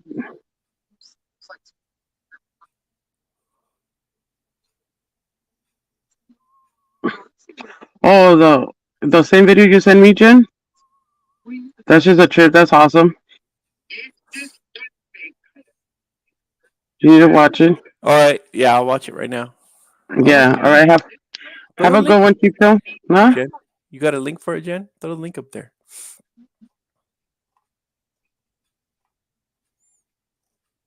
I'll watch it right now. Salen ronchas. Oh, okay, yeah, Jethro, I got you. Yeah, Jethro's talking about when I went to Oklahoma. Some Uh-huh. dude was he was broke down. He was trying to get some cash, so he was playing the guitar out there, trying to raise some money. Oh, okay. There it is. Let me watch this. Yes, I did, Jen.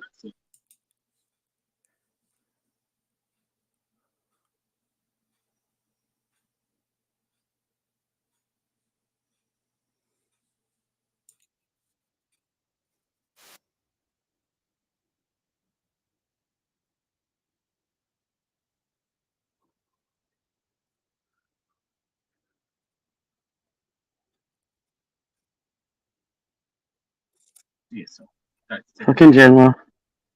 It was awesome. It was awesome to see that finally, huh? Shit. Hey, that's great, man. That's the First Amendment at work right there. Yeah. That's awesome. That's the First Amendment at work right there. A little bit of a heckler's veto, but yeah, it was a public event. You know, Yep. That's he had fucking agreed crazy though, huh? against the chief How of they the made it a church. public event, Mm-hmm. saying his goodbyes, sick asshole. Right? Yep. I mean, I loved the whole video. It was epic. That was good. That streets LA. Okay. He recorded that shit. He's like, everybody was cheering him on, like, get the fuck out of here already. That is crazy. It was a long time coming though. That fool needed to be out a long time ago. Michael Moore. But not like that. Not like that. They should have just gave him the fucking boot, kicked his ass out, kicked him in the ass when he went inside the car, huh? Yeah. You're fired. You're fired. You're fired. You Hey, really think did they fire him? no, he's saying that they're letting him retire in lieu of firing him. He's making the argument that Oh my gosh. yeah.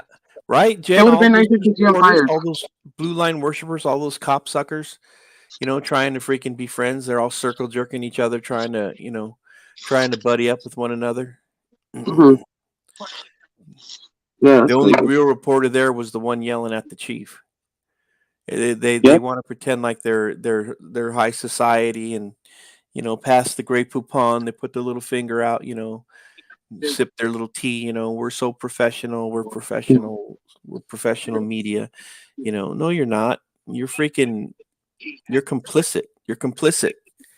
Your job. Listen, I'm going to go off on a rant right now. Huh? We have a system of checks and balances, and the media Well, is supposed to be another check. The media is supposed to be a check on government, and they're not. They don't do their jobs. We do it. We're a check on government, but the mainstream media isn't. If there's not a dollar in it for them, they're not going to cover it.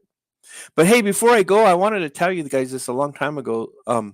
There's a movie on Netflix. If you guys want something to watch, it is really freaking good. I really liked it. It's a true story about a girl who it's called American Nightmare, and it's on Netflix. It's called American Nightmare: The Real Gone Girl. It's a documentary about a mhm, girl who was raped and kidnapped, mm, and the police didn't believe her.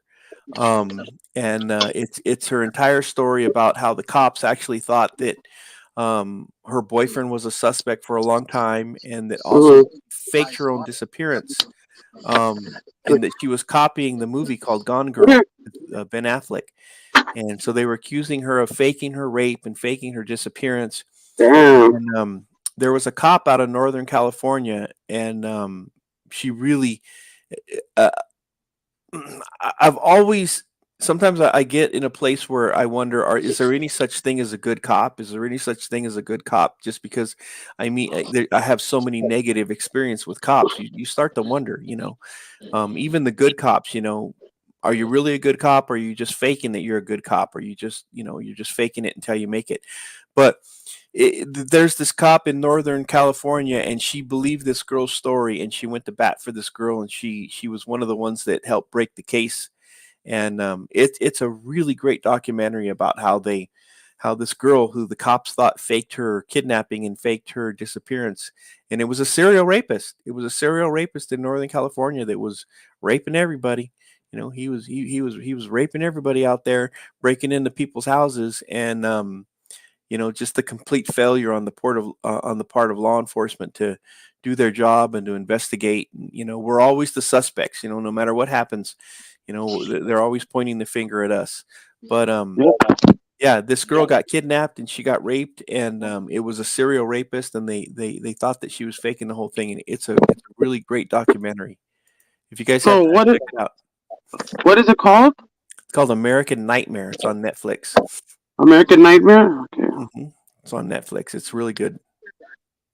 And I just got a fucking free month of Hulu. Why didn't I get that? That's crazy. Huh? I should have just got Netflix. I still can. Maybe it's on Hulu too. Who knows? It might be on both of them. You think so? I'm gonna check it out. But no, I'll check it out. That's interesting. Okay, let me see. I guess that's interesting. That's actually interesting. It's fucked up that they didn't believe. Yeah, no, they treated her like a suspect. They treated her boyfriend like a suspect. And they thought that she was copying. There's a movie called Gone Girl where a girl faked her own disappearance to frame her Yeah. husband. And they thought that she was doing the same thing, that she was following the script of that movie. And Wow. that's what they accused her of. And it turned out that no, this was a serial rapist who was kidnapping people and raping them or trying to kidnap them. And it took this one sergeant, this one female sergeant who was I forgot what police department she was at, and she was like, no, something's not right with this. And she started looking into the story, and she was like the only one that believed this girl. And she was one of the only police officers that helped this girl, and she finally broke the case. You see two Damn, that's different crazy. ones. Name that one. It's the one. It's the one where it's about where they It's a real life Gone Girl documentary. So if you type in American Nightmare Gone Girl, it should give it to you. Okay. Yeah, I already found the trailer online on the web, so I could see it. Yeah, But I'm American looking for Nightmare. it. I'm looking for it where I normally like go watch my movies. Like I have movies HD, Uh-huh. and I could watch like free movies there. The Nice. new ones. It's funny because you'll find movies and it has like the bootleg type of shit. Like you could see people standing up in the theater. Oh, I don't yeah, like to like watch those. I like to watch the ones that when they put the original one. yeah, I don't like those either. I don't like those. The sounds all like freaking like echoes and crap in there. Yeah, Oh, it's too ghetto. It's too ghetto. I used to watch those back in the days. Not no more. yeah. I just wait for Yeah. them to come out. I'm not that desperate to see anything. My TV, I have a 75-inch TV downstairs. It freaking went out. Like it's like all dark on one side. The LED lights fucked up. Yeah, the That's what it LED did lights because are up. come on, man.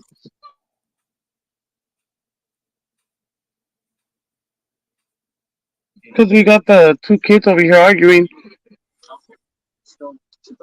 I'm telling you. No, but yeah, that's what happened to one of my TVs, and I still have it right there. But I'm gonna fucking just get rid of it. Fuck that. Because I was gonna buy the LED lights and have someone put them for me, like my brother or something. But nah, fuck that. I had to buy a new TV. Yeah, I think my TV waited like for the warranty to run out. Like as soon as the warranty ran out, my LEDs freaking went out. Do you leave it on? No, you don't, huh? I used to leave mine on all night. Do I leave it on? No, I don't leave it on. Does somebody else in my life leave it on? Yes, they leave it on all freaking night, all day, Okay, and okay. all night. And you know who they leave it on for? For the freaking chihuahuas. So the chihuahuas don't get freaking scared. And so the chihuahuas don't get bored. So they have something to freaking watch on TV. The So effing they could hear people. chihuahuas. Freaking, So they could hear people. yeah, so they can hear freaking people. I'm like, you don't even put like dog whisperer for them. Put them something they want to watch, man. Put us on dog shows or something, right? Yeah. Put them like Cesar Millan. Huh? That's crazy. That's funny though. Mhm. Yeah, but yeah, I would leave my TV on all night, so that's why that happened. Yep. Just remember, amigos, last time we went to World War II, our economy had to take big shit. What are you talking about now, Memo? Memo's talking about the. What are you talking about? The stocks, Memo? This fool. So when all fails, they take us to war. Not us. They take the soldiers, not you, fool. So if economy fails, okay. Why you been talking about this since yesterday?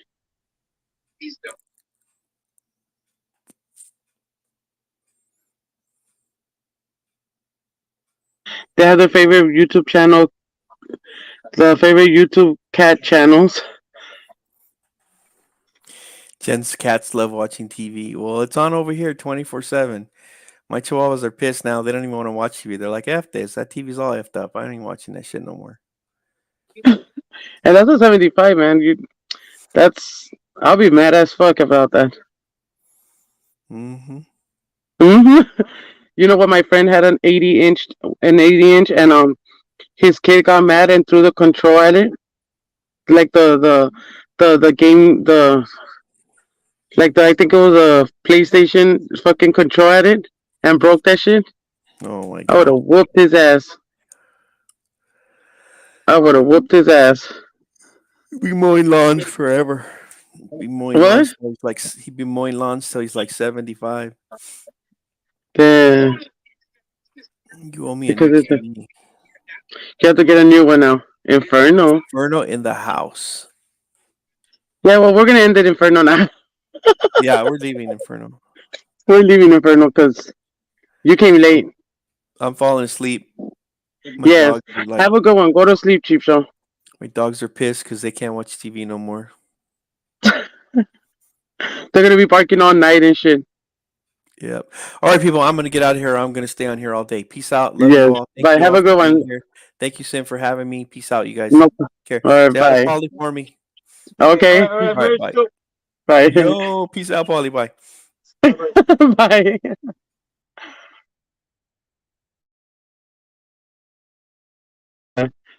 All right, you guys. Well, I'm gonna end this one, and then I'll come back regular in a bit when I go outside and smoke. But I'm gonna end this one.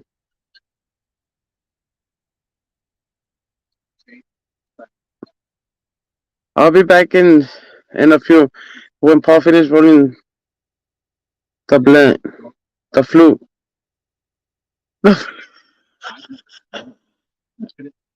Yes, yes, Rudy. Yes. I'll be back in a few. All right, you guys. I'm gonna end this one because I don't want it to be fucking too long. Too long. It's already like 3 hours and 31 minutes. All right. Have a good one. I'll be back. End stream.